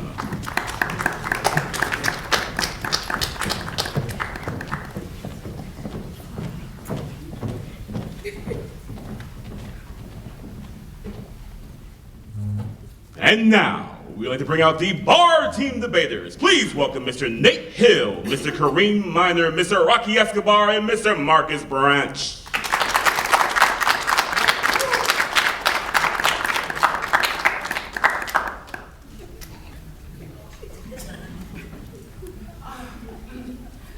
Emily, Frank, what's the deal? I don't know. Frank, I thought they were with you. I wasn't allowed access to where you were. I mean, I don't know. I was just with them a few minutes ago. I don't know what. I mean, I don't know. Once again, we'd like to bring out the bar team debaters. Please welcome Mr. Nate Hill, Mr. Kareem Minor, Mr. Rocky Escobar, and Mr. Marcus Branch. Where's your papi? He's probably on the toilet. You're probably right. Auntie, well, okay. You know your uncle. He's up to something. He's always up to something. Uncle Eddie, looks like this may work out after all. That's fine. If this is what's going to happen, it's fine with me. Bar team, anything? Time out? Ladies and gentlemen, let me introduce myself. My name is Edward Warner. I am a Howard alum and the founder of Warner Consultants. And, well, all right. It seems as though the BARD program debate team has given us a forfeiture for the... Excuse me, Mr. Warner. You don't have any jurisdiction over this. My contributions to Harvard University, plus the fact that you get a paycheck, say otherwise. And this correctional facility has paid for my summer house in the Hamptons, and that also says otherwise. So, as I was saying, So your uncle profits off of this prison? Duh. Prisons are a moneymaker. Besides, what Harvard alum doesn't? No, and no. Okay? How about W.E.B. Du Bois, Hill Harper, Courtney B. Vance, Michelle, and Barack Obama? That's right. I can name more. No, that's fine. Anything else? You know what? I find it very disturbing that you just don't see the problem with this. Okay? Like, Can we move it along, Uncle Eddie? Please. as I was saying, we will graciously accept from the BARD program the forfeiture of the...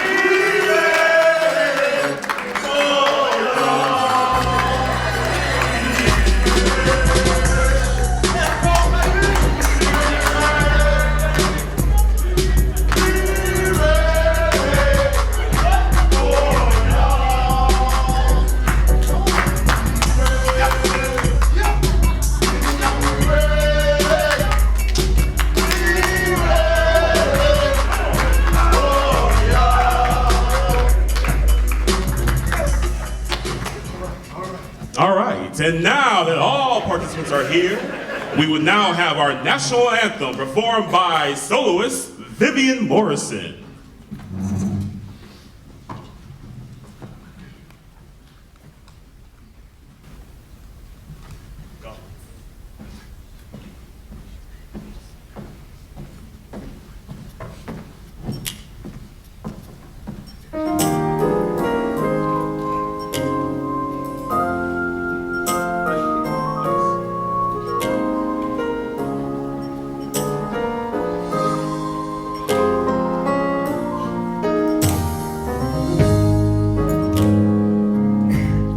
Lift every voice and sing till earth and heaven ring.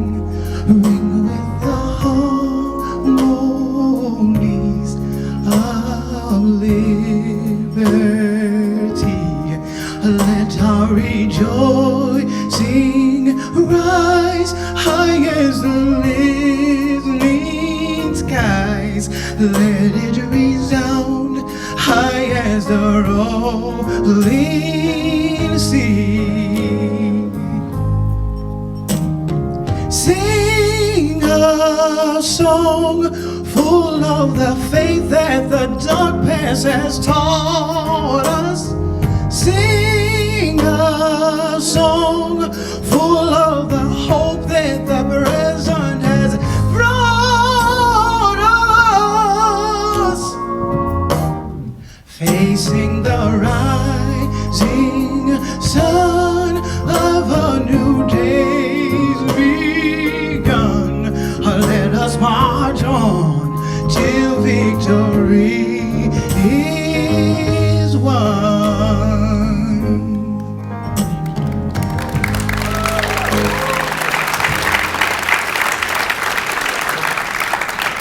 Thank you, Vivian. And now the bar team and the Harvard students can please shake hands.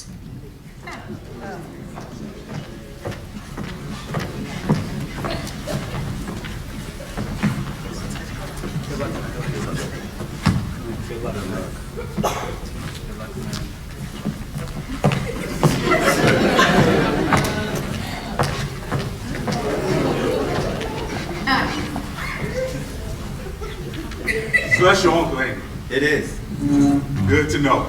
It is good to know. May the best man win. I will. And now, let the debates begin. Our first topic will take on the subject, is technology bad for the working class? First up, we have Mr. Kareem Minor, who will be arguing against the idea. Mr. Minor, the floor is yours. Thank you. As nearly 1 billion jobs become automated in the name of efficiency, workers are blamed and displaced for lack of skills. When global inequality rises in the name of more money and more resources, very few of us in this room can share, let alone compete with these forces. We are told that efficacy is an equitable rise, but study after study shows this not being the case at all. We are told we have fought for efficacy, but I ask you this: are we driving technology, or is technology driving us? Thank you. Mr. Minor's argument, we have Mr. Russell Hunter from Harvard University. Mr. Hunter, the floor is yours. For the last 40 years, technology has had a positive impact on over 10 billion people. Think about the amount of wealth that these industries have built up and how it's given these everyday people better lives. These are the people and workers that have galvanized these industries in the first place, and they have taken full responsibility on being in the forefront of pushing these industries forward. Technology is breaking down distance on a global level. We have call centers located all the way in India that are available to service us US customers instantly with the press of a button. This concept wasn't even conceivable 50 years ago, but today, it's the norm, all thanks to technology. Thank you. Our next topic for debate, should benefits go to those who receive public housing? Coming to the podium is Mr. Nate Hill from the BARD program, who will take the favorable stance. Mr. Hill, the podium is all yours. Thank you. Good evening. Now let me ask you this. Are you familiar with the housing program in most highly populated cities?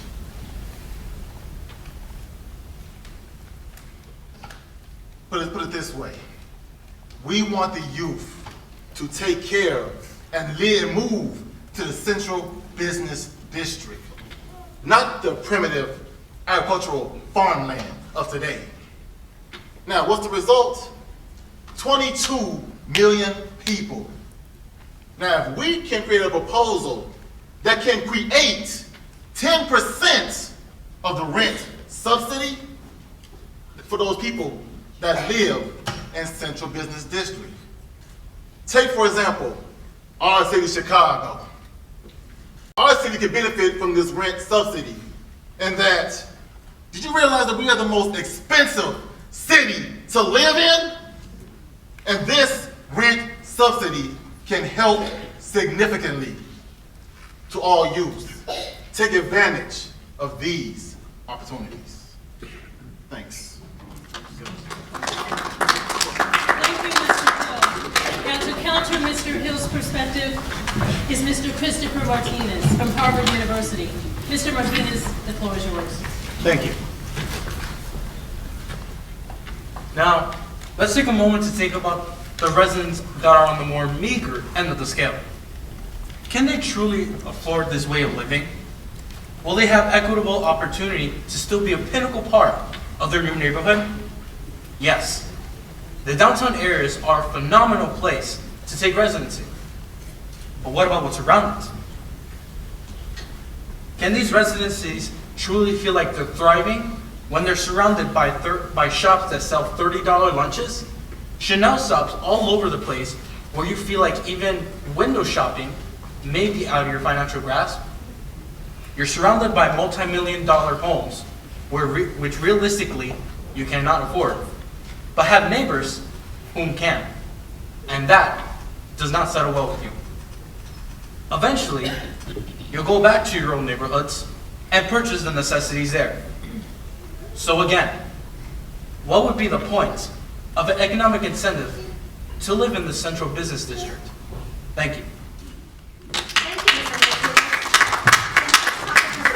Immigration. Oh, this is me. You already know I got this, bro.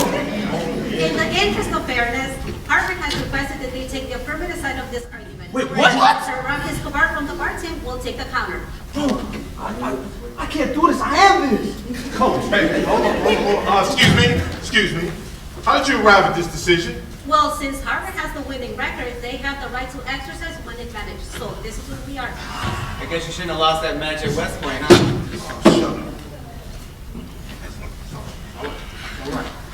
Got this. And now coming to the podium, we have Ms. Kelly West from Harvard University, who will take the favorable steps. Ms. West, the floor is yours. Thank you. We believe that free immigration is in the best interest of the world. So we propose a permanent amnesty on all immigrants. Countries would then phase out all restrictions on immigration over the next 10 to 15 years as a trial. For those seeking another country, we put into place a simple application process for both the applicant and the entity receiving said application. Now, let's talk about the achievement and benefits under this model. We don't foresee a drastic change in social construct or demographic changes, as in all citizens of Australia suddenly moving to South Carolina via free movement. Now, there can be a net increase of immigration in more developed countries. But with that increase, we can expect a level of new skills and contribution to the economy in this country and others. And that means being able to truly uplift and diversify world culture. Thank you.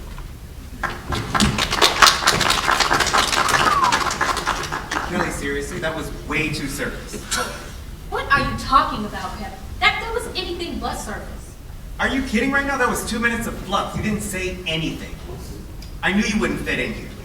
You know what, Trevor? I am really getting tired of your mouth. Do you want to do something about it, Kelly? I just might. I am fixing the way to close it right now. Debaters, that is enough. Thank you, Ms. West. Now coming to the podium is Mr. Rocky Escobar. Listen, Rocky. Mr. Escobar, the floor is yours. Anything from this debate. You got to seek and destroy. They came to us, and you attack. You got this, all right? Got this. Yeah, kids like I hope you're right. Get him. Because I can already hear my abuela screaming at me from heaven already. ¿Por qué no sabes eso? Porque estás en el pinche teléfono.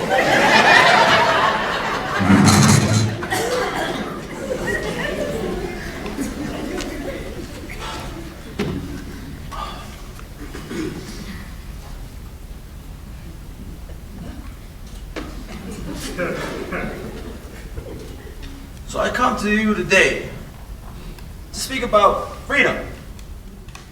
Yeah, I know it's kind of ironic. An immigrant prisoner talking about freedom. That must be the biggest stretch of all, right? But I didn't come today to talk about my freedom. It's pretty non-existent right now. I came here to talk about your freedom. See, we live in a nation where millions of lives are thrown into war to preserve such freedom. But it is to you I come today, all humble, to show how total allowance isn't necessarily the best stake to take. I mean, we need resistance on such things. Look at Melania Trump. Look, in all seriousness, this country is built on the backs of forward thinking. And a couple of resolution-based individuals as well. So, the forecast of such things, I see the direction that our country is heading into. You know, the resources, the funds, and the support that this country has when it comes to protecting us, I see no end. So therefore, I have not lost faith, because I think this country will go far in the next 30 years. Yes, the U.S. has some unreliable patches and has burned some bridges, but I really feel like the U.S. will learn to assist others in such things. You know, to give social equity of freedom. Now, the United States has these resources and the love and the workforce to help other countries. I mean, here's some examples. Uganda, they live on $1.25 a day. I can't even buy a pack of ramen at that price. South Sudan, over 5.8 million children are at risk of hunger, trafficking, and a lack of education. Haiti has over 2 million homeless people. Look, I'm not saying that we have to stop everything we're doing and drop and go assist others. But we have the resources to reach out and assist them. Now, I have faith that our equity in our hearts will push for freedom in other countries. Because when we assist the less fortunate and we show them how beautiful their home is, they don't have to look for another home because they're already happy with where they are. So if you have the mindset to make America great again, let's change that up. And let's make this planet great again. Thank you.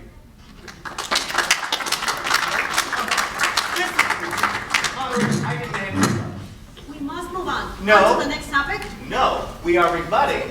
We are not moving on. And I'm not going to get shown up by this piece of crap. Hey, that's my dad, you loser! Yeah, sit down and let them debate, and you better watch what you say about Rocky. Of course. I should have known he'd have a loudmouth girlfriend with a kid. Oh, excuse me, not that it's any of your business, but this is his kid, and no, we are not together! Why you gotta say it like that, though? Regardless, girlfriend, baby mama, I don't care who you two people are. But mother, I have been doing debates since I was 6, and I know for a fact that we get the opportunity and the right to rebut, and we plan on doing that right now. He's not wrong. Okay, Mr. Warner, feel free to rebut.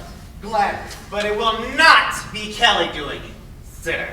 Are you kidding me? As team captain, I would like to rescind Kelly's argument due to a gross, negligent lack of information, and I will be replacing her.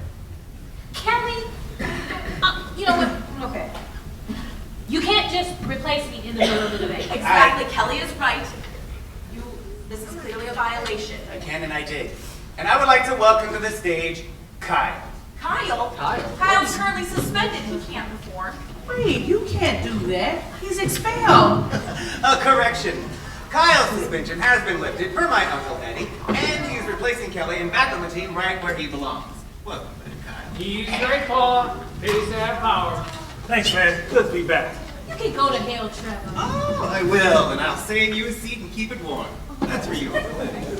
Okay, well, welcome, Kyle. This is the rebuttal to Mr. Escobar's counter argument. You have 3 minutes. All right, what do you want me to say? Just counter Mr. Escobar. I ain't gotta do all that again, right? No, you don't have to.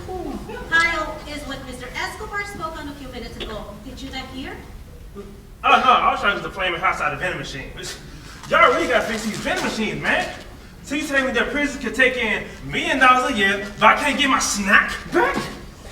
Man, that's a real debate right here. No, I don't know, man. Well, I guess we're moving on. Kyle, what? Are you serious right now? Yeah! I mean, I was trying to get some regular Cheetos until I started like flaming hot and just really. You know what I did, dog? I banged on it till it dropped. Pretty sweet, huh? So, you want to take cake later? No, I don't need a ride, bro.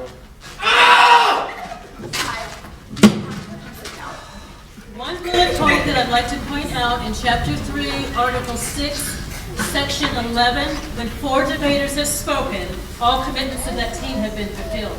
Therefore, Mr. Warner, since Mr. Martinez, Mr. Hunter, Ms. West, and Mr. Kyle have all spoken, you're finished. Wait a minute. I haven't gone yet. You can't. Your team's commitments have been fulfilled. You can't do this. Looks like somebody needs to sit down and shut up. Everyone, please settle down. Now we're going to close this round up with Mr. Branch. Mr. Branch, your first this round is systemic equity. The floor is yours.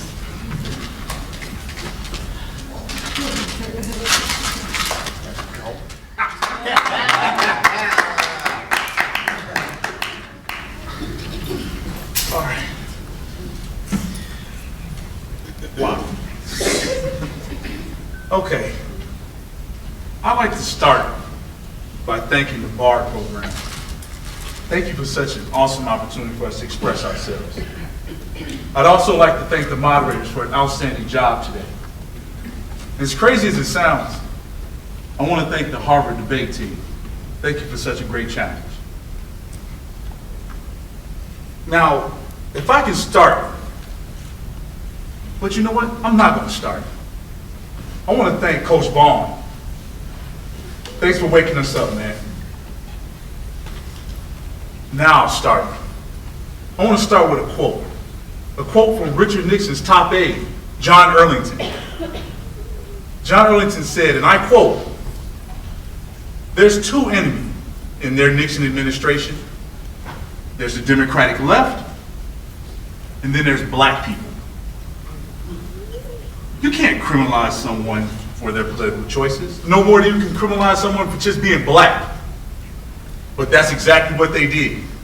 Allowing law enforcement to just drive into neighborhoods, ripping black and brown people out of their communities, stripping them of their natural right to vote, to earn a decent living so they can support their families emotionally and financially. And then to add insult to injury, they called this the war on drugs. When good and well we knew it was the war on minorities. Ava DuVernay, she created a documentary entitled The 13 that clearly illustrates the disparity in treatment between black and brown people and white people, primarily when it comes to drugs.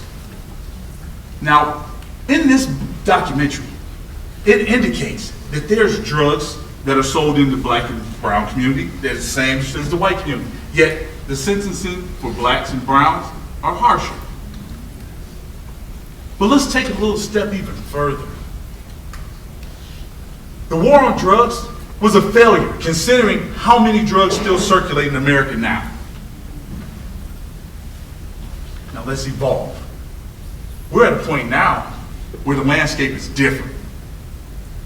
You have, let's say, for example, the Duke lacrosse team. And then you have a young 17-year-old student athlete named Brian Banks, both accused of rape. Yet, when the Duke lacrosse team was set for judging, it was looked at as, oh, boys will be boys. They were just led astray. They were having good, clean fun. But when Mr. Banks was judged, they threw him in jail. Locked him away. Threw away the key. Opportunity gone. Childhood lost. Which brings me to my next topic. You have people like the likes of Mr. Warner and his nephew that use the prison system not for rehabilitation, but capitalization. They use prisoners for profit, turn them around like their product, all for the mighty dollar. And this isn't just happening here. It's happening in Clinton, Rikers, in Cook County, in Stateville. Hell, it's happening all over this country. Now, I'm going to admit, yes, I cracked a few codes to gain a couple of numbers. But it's the people like Warner and his ilk that uses crack to grow their numbers. So before you chastise me or my team, I want you to focus on the real enemy. And I think you know who that is. Thank you.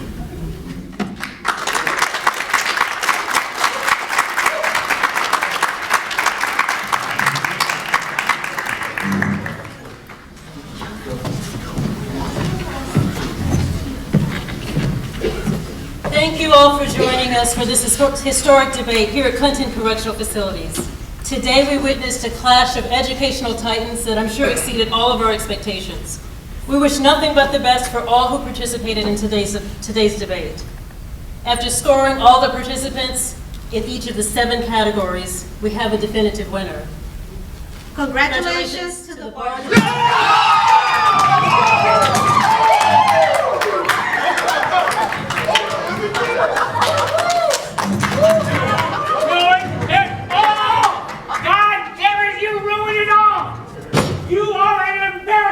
Just to my school, but to the family as well. You stupid, ignorant little ass! Oh! You enjoy your farce of a victory, but it won't last long. We will meet again, and it won't be good for you. You, young man, are out of the will.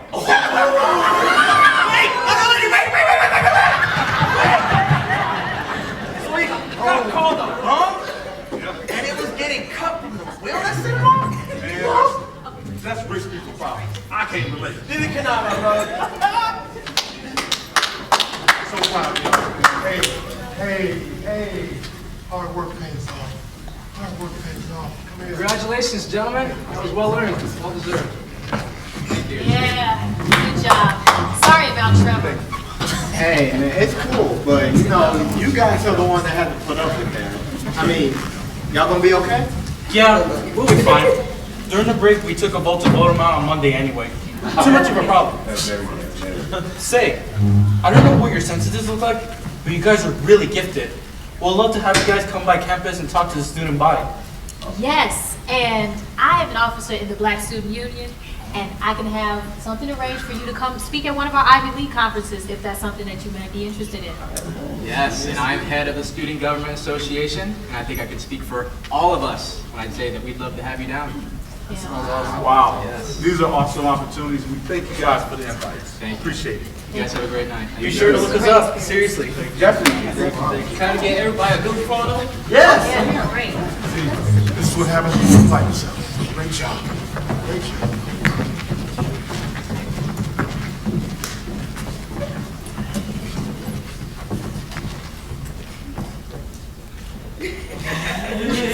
It looks great. Thank you, everyone.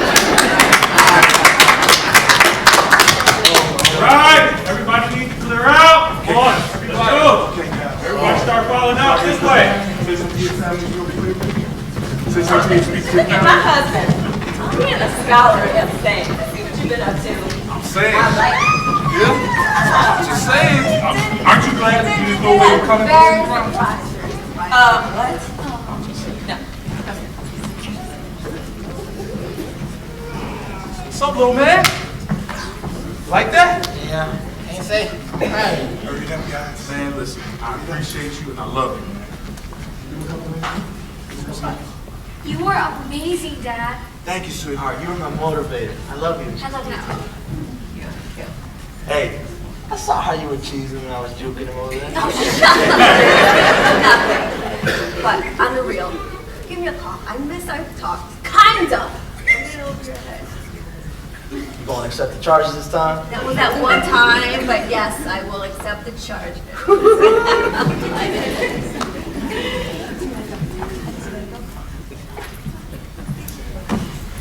All right, everybody leave. Mr. Branch, excellent work. I appreciate you. No doubt, no doubt. Hey, Mr. Bond. What's up, Rob? Can I have a moment with you? Sure can, brother. Hey, man. So I heard you dropped the bottle. Yeah. Done drinking. It's a wrap. Look, man, that really, really touched me. I come from a family of alcoholics, and look where it ended me. I understand. Totally understand.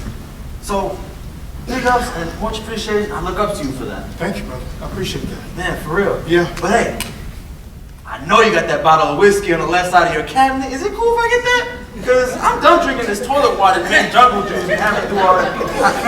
You know what? I'm gonna go, all right? Let's go. Let's go. Okay. You know what my stuff back is? I'm gonna talk to you, all right? I'll talk to you. No, together.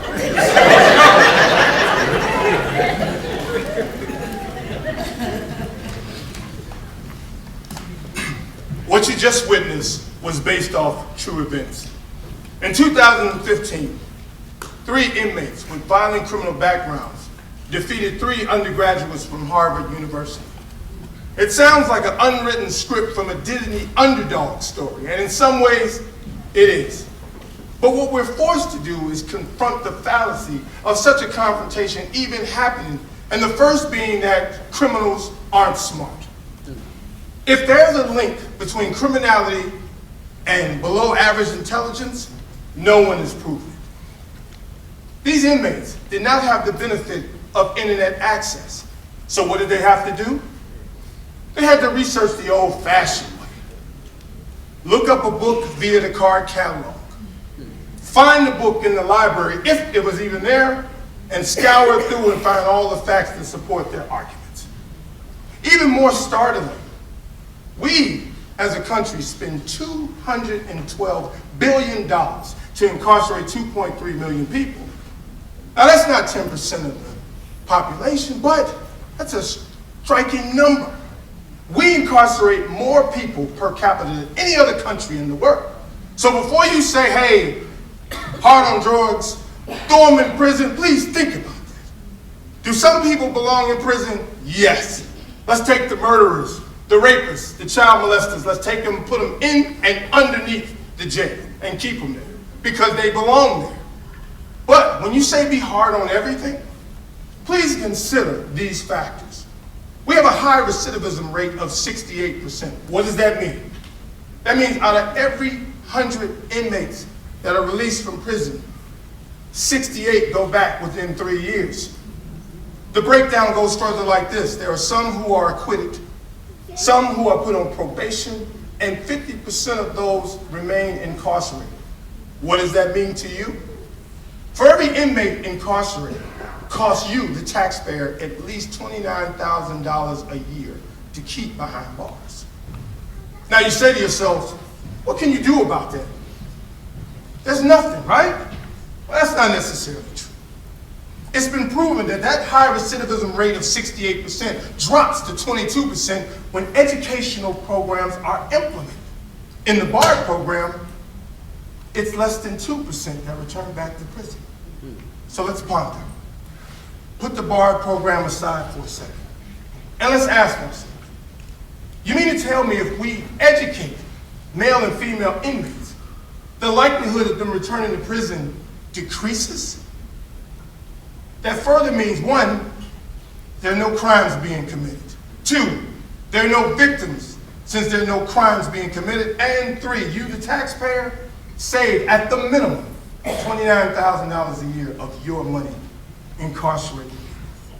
So if this is the case, if education is the answer, why aren't we implementing more programs? Why aren't we helping these people turn their lives around? And if we can drop that rate from 68 to 22%, isn't it crazy that we're not taking more action? We must do better because we can be better. Thank you. Yes! We finally out the beach, man. Oh my Lord. Yeah, take it in, take it in. I haven't seen the skies since my baby mama moved in. Anyways, man, look, this was a long year, bro. Man, every day just felt like another week was added to our sentence, man. But how's Nate and Kareem doing? Oh man, they good, man. 3 more months. They out like us. All right, bro, that's dope, that's dope. So let me ask you this, man. What you gonna do now that you out? So let's check it out, right? I'm listening. I'm gonna go home. Okay. I'm gonna kiss my madre. All right. You know, she's like, yeah. I'm gonna have a big old bite of pozole. Okay. And take the greatest number 2 in the toilet. And nap a little bit. First of all, dog, you nasty, okay? All right, being real. 100% clear. You nasty. Okay. This is what I'm gonna do. It's not gonna involve being on no toilets, all right? What I'm gonna do is I'm gonna give my wife the biggest I ain't been home in 6 years kiss. I'm gonna play my nephew in some 2K. You gonna lose. Possibly, because I'm rusty. I've been gone for 6 years, don't forget. And then, I'm gonna have me a nice cold glass of beer. Modelo time, right? Absolutely. But after that, I'm gonna reach out to Emily and the bar program, man. I see the potential. They need us and we need them. Oh, most definitely, bro, most definitely. But hey, man, I really appreciate everything you've done for me, all right? I mean that. No problem, baby, no problem. But hey, speaking of bombs, Prisoner coming through. Prisoner in for tax evasion, money laundering, and fraud. 808 109 Edward Warner. There you go, buddy. hey, you got more ramen in there? And I already got one for you, Playboy. Oh, thanks, baby. Hey, on the real note, bro. Where the women at? Mommy, you're cracking free! Oh, your mother looks nice.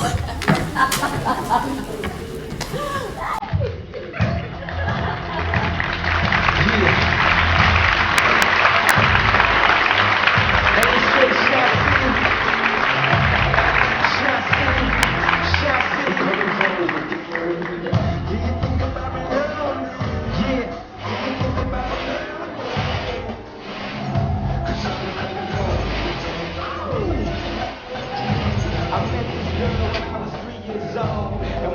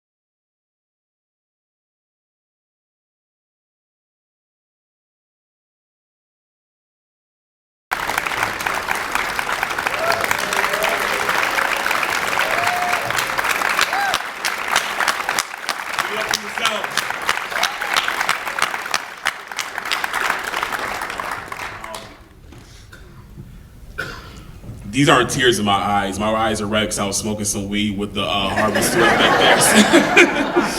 Oh, man. Just give me a second. Oh, man. This has been, needless to say, this has been one hell of an emotional roller coaster for the past couple of months.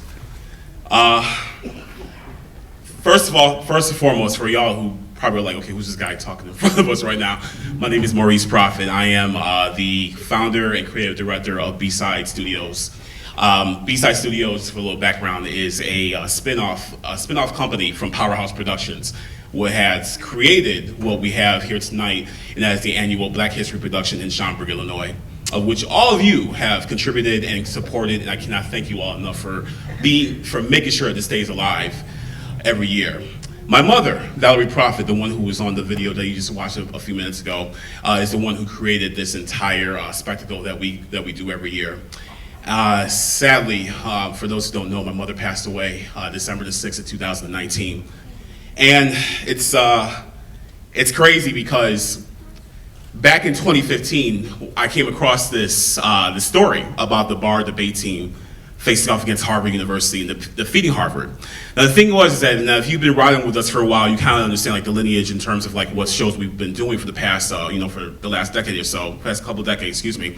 And at that time, we were already developing a show called Rise or Riot. But I came across a story and I was like, this story's amazing. So the first person I hit up was my mom. I'm like, Mom, check it out, what's on Facebook? So I pull it up for her and everything. I'm like, it's on NPR. And I said, this is a fascinating story about this debate team from a prison going up against Harvard, and they beat them. And she's like, what? I'm like, yeah, seriously, look, check out the article, I'll send it to you. And so we were talking about it, and she was in tears and everything because of how inspirational it was. I mean, we were sharing the emotions of it, and she said, and my family nickname is Dusty. She said, Dusty, we have to do this show. So I said, yeah, absolutely, but we're in the middle of Rise or Riot. She said, cancel Rise or Riot. We're gonna do this show instead. I'm like, no, we're in the middle of Rise or Riot. We good, that's real now, but we're gonna do this in the future because I really do want to do this as a show. And she said, okay, she said, promise me you're gonna do this as a show because this needs to be out there. This needs to be told. This story is so powerful and so great. We gotta tell it. I'm like, absolutely, definitely. So over the summer, her and I were, I was at our house and her and I were talking. And she said, hey, what are you gonna do for Black History? So I said, I'm like, hey, I'm gonna do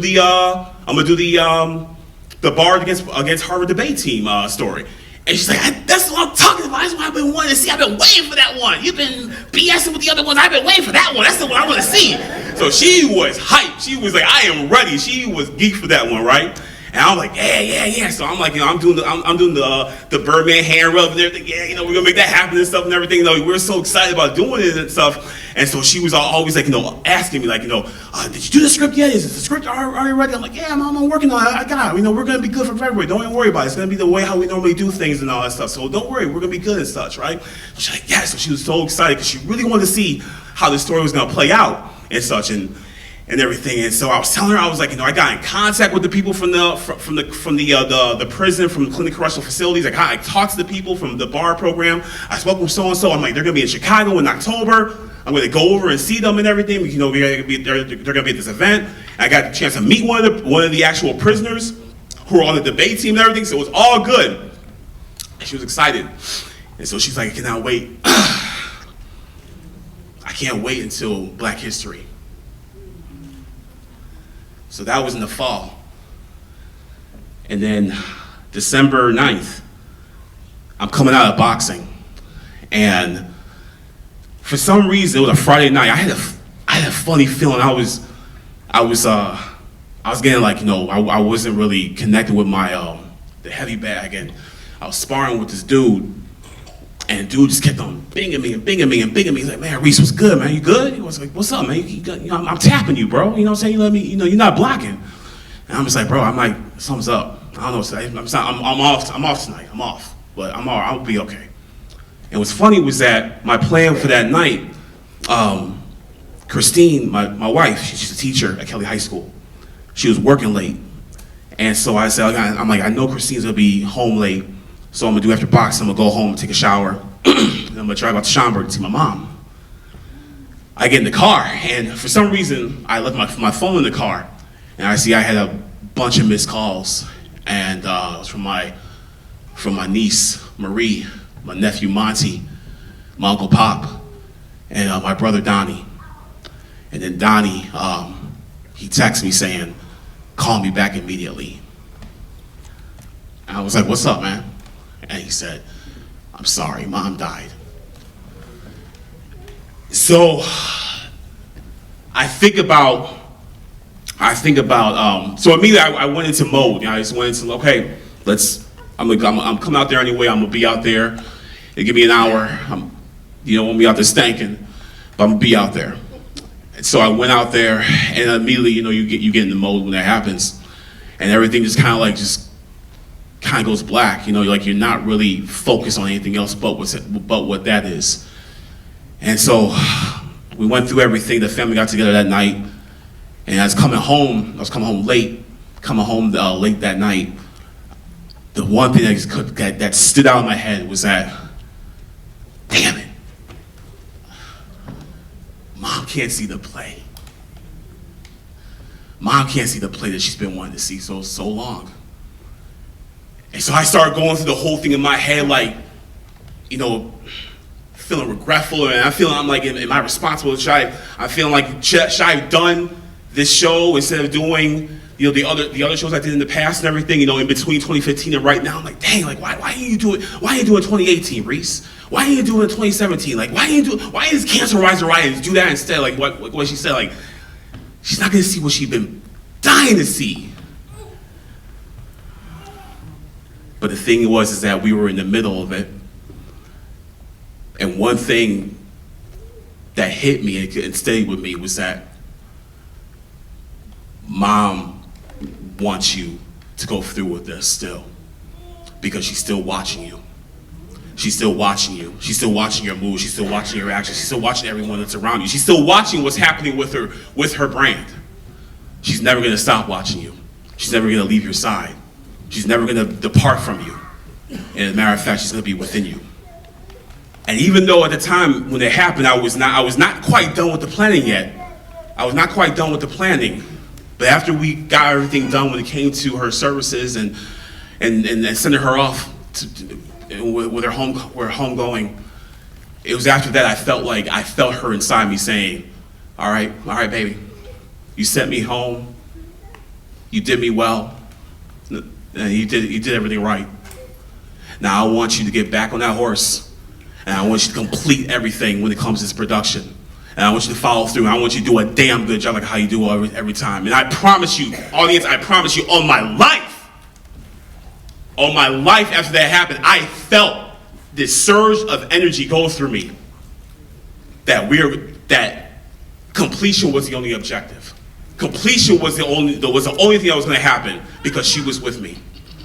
And after what I saw tonight with this amazing, talented group of actors, this incredible group of artists, this sensational collection of amazing, talented people. What they did tonight was the greatest gift I can ever ask for. And that was knowing in my heart that right now, she's smiling. Thank you. And thank you all for being a part of this, for real.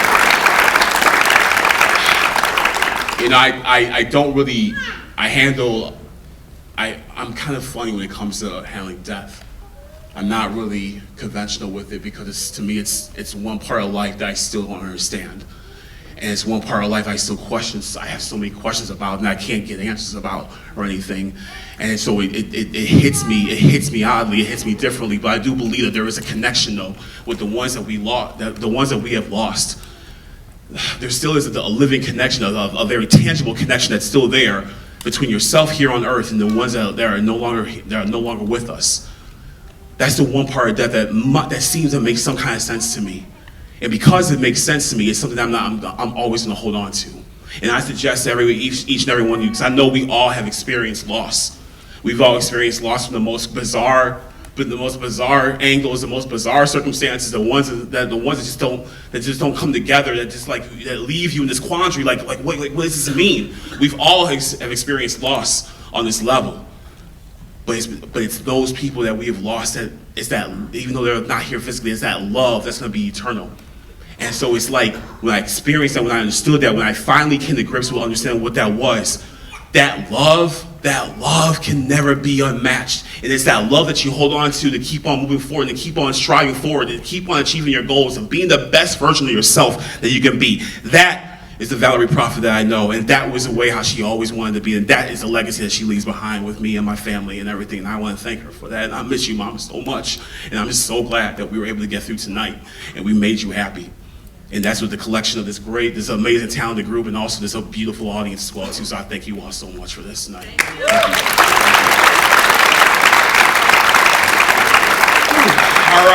All right. Y'all feeling good though? Y'all feeling good? I'm feeling great, y'all, for real, seriously. All right, I'm not gonna be that long because I know we're ready for fight night tonight. All right, who ready to see Deontay Wilder knock out Tyson Fury? Come on now, come on, don't have brand new. We gonna make that happen, all right? To this day, baby, all right. So this is a great production. I'm so incredibly proud of this group. The story, I cannot explain enough how much I loved it. If you follow me on Facebook, I've been very annoying all week when it came to just hounding y'all all on the timeline, when it came to the different articles, when it came to the interviews, when it came to the TV interviews, the TV spots, the radio, the podcast and everything. But the thing was that I want everybody to be able to take away from this was that the story of perseverance, the power of perseverance, and the power of being able to understand like your own self-worth, and knowing that nothing can stop you or anything that's in front of you when it comes to achieving your goals, seriously is essential. I know it sounds like a cliche, I understand that, but it is so essential to understand that in this day and age where things may seem difficult, that things may seem to be holding you back, that things may not seem to make sense to you and such, there's always answers for you. They're lying right in front of you. There always are answers for you. Because when you believe in yourself and understand what you're able to do and what you're able to achieve, anything is possible, and that is no exception with the bar team, what you saw here tonight. This is the story of perseverance, the story of systemic oppression, and understanding that even though they're in their worst situations that they are in, they're not going to allow anything to stop them from achieving their goals and such. Please take that with you tonight. Please take that with you, and please understand that each and every single one of us, with our voices and with our abilities, in terms of what we're able to do with ourselves and our language and our voices, we can help those that need the help and need the resources. So please get out, be involved, hook up with activists, hook up with community leaders, be able to be a viable part of the society, be able to give other people another chance in life. What I learned when Kobe Bryant passed away last month was that how important your second act is in life.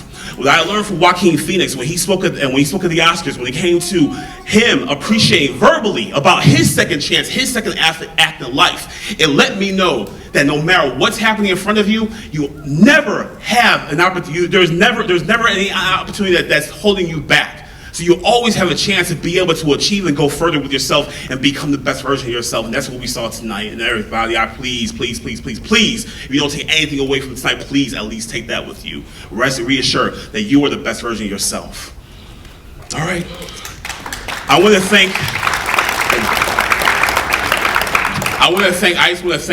just want to go down, acknowledge some very, very pertinent people who really do need the acknowledgement and such.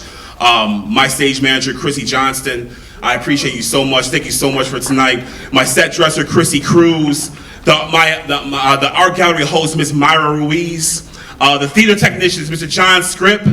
And the crew, Austin, Aaron, everybody who's part of it. Lee, thank you so much, guys. Photography, Paulina Fedroska. And videography team, Mr. Ryan Steffen from Dr. Days.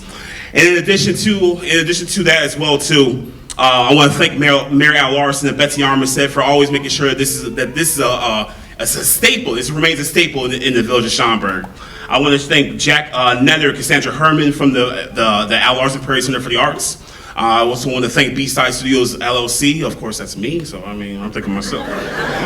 I want to thank Megan Callahan and Daiwan Testro from the BARD Program Initiative from Clinton Correctional Facilities for all the information that they were able to give me and all the endless back and forth conversations that we had through email and also telephone calls and also meeting them in person.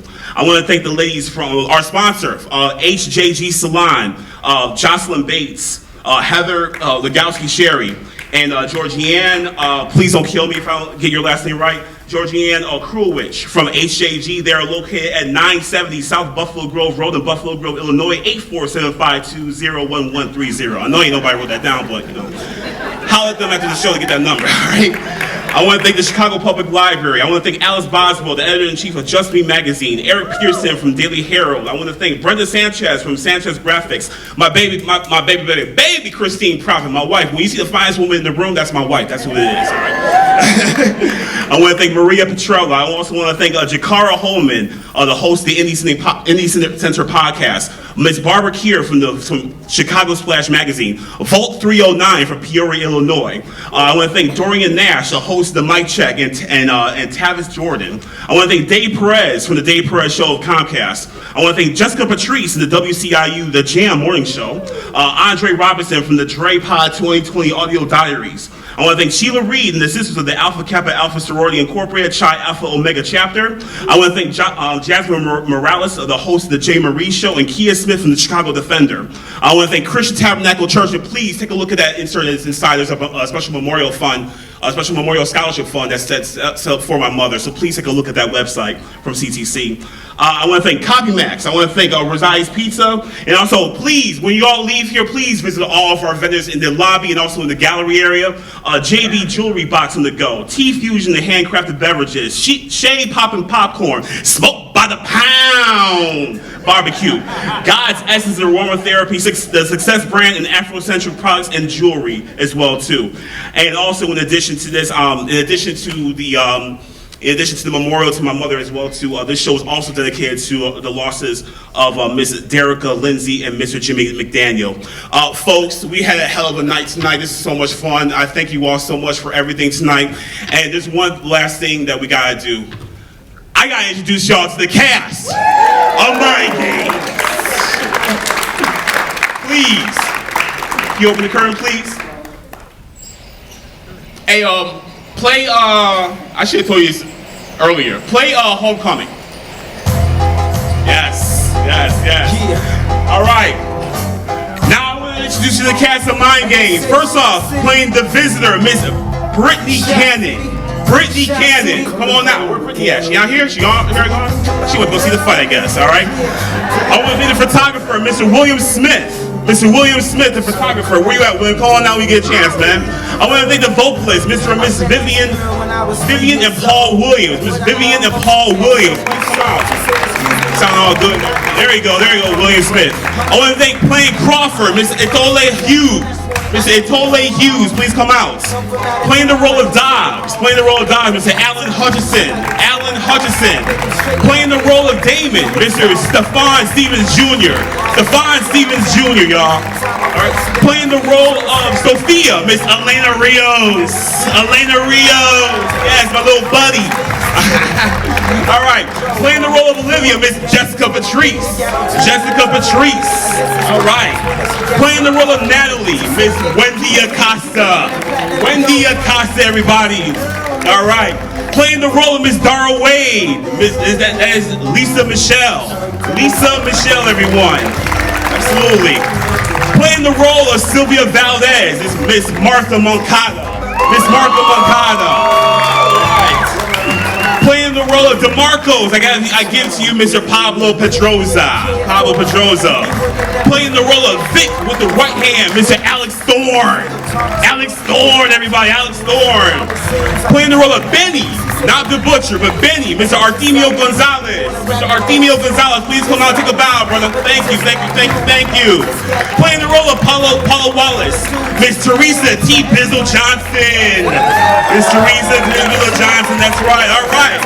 Keeping it moving, keeping the groove with Miss Donna Milton, played by Maisha Tierra McGardner. Everyone. Playing the role of Joy Morales, Miss Lily Valdez. Playing the role of Emily Amber, Miss Chrissy Johnston. Chrissy Johnston, everybody. Playing the role of Tracy Middleton, Miss Rebecca Kellner. Rebecca Kellner, everyone. All right. Playing the role of Kyle, Mr. Hassan Evans. Hassan Evans. You're probably eating Cheetos, so there you go. All right. Playing the role of Mr. Frank Vaughn, I give you the leader of the Act Pack, Mr. James Gordon. James Gordon.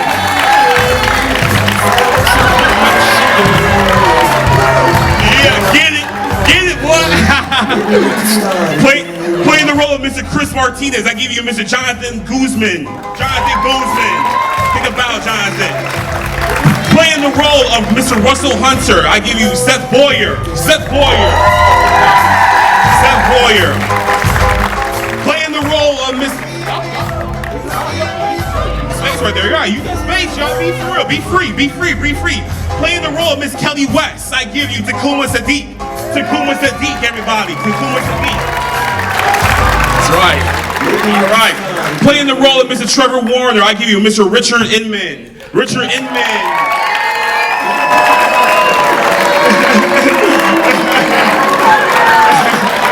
Now, if you really want to boo, playing the role of Mr. Edward Warner, I give you Mr. Vincent Rideouts. Vincent Rideouts.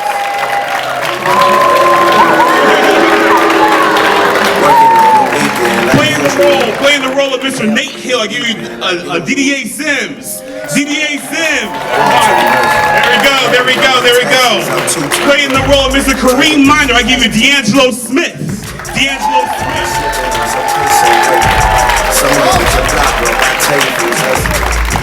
Playing the role of Mr. Rocky Escobar, I give you Mr. Ruben Baby Horchata Ramirez.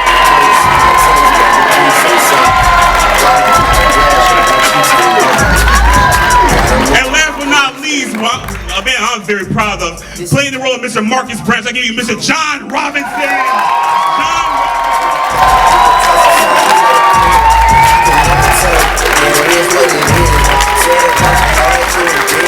And this is the cast. That's everybody, right?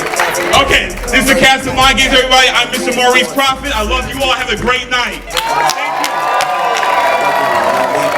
Hold on, everybody. Please stay where you're at. Please stay where you're at.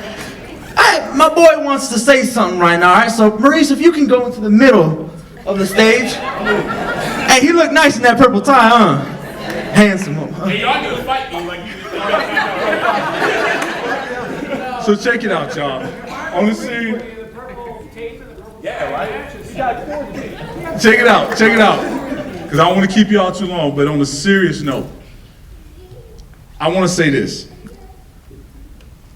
Maurice has been an inspiration to everyone on this stage.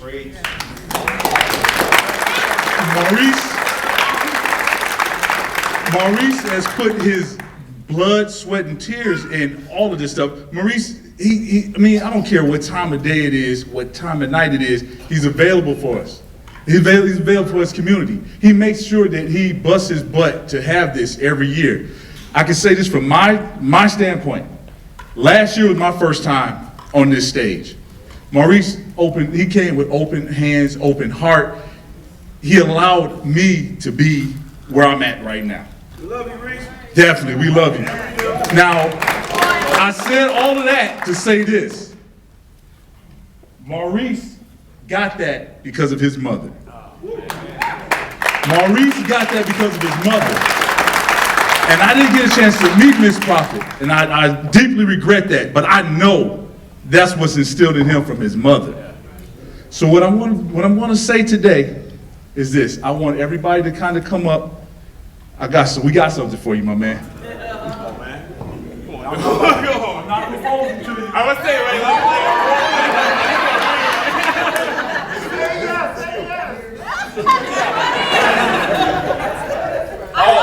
Come on, man. All right, so check it out. Look on the screen.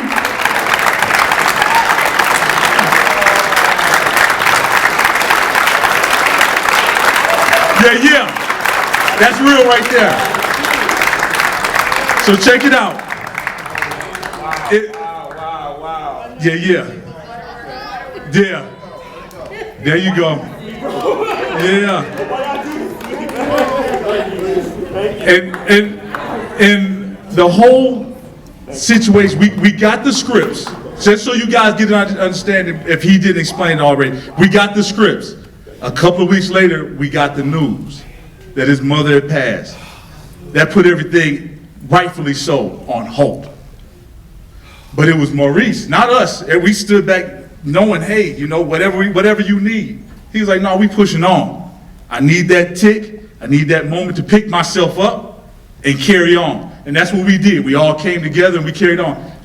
I thought about that. I looked at Maurice, I looked at your profile, and I saw that the first portion, that's on your page.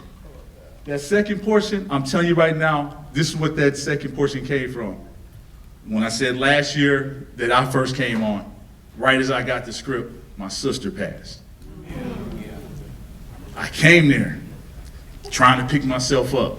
Maurice pushed the script aside and told me, looked me in my eyes and told me, it's beyond this. Whatever you need, whatever you want, I'm here. And people don't have to do that. It's good that people do that. It's good that there's still people in this world that do that. But in this day and age, people don't do that. And he did it. Knowing that he had all that he had going on, he said, you know, we're going to stop this and we're going to do this for you. So I love and appreciate you, man. Let's get this thing going in memory of your mom. It don't stop here. Maurice Crockett, y'all. Maurice.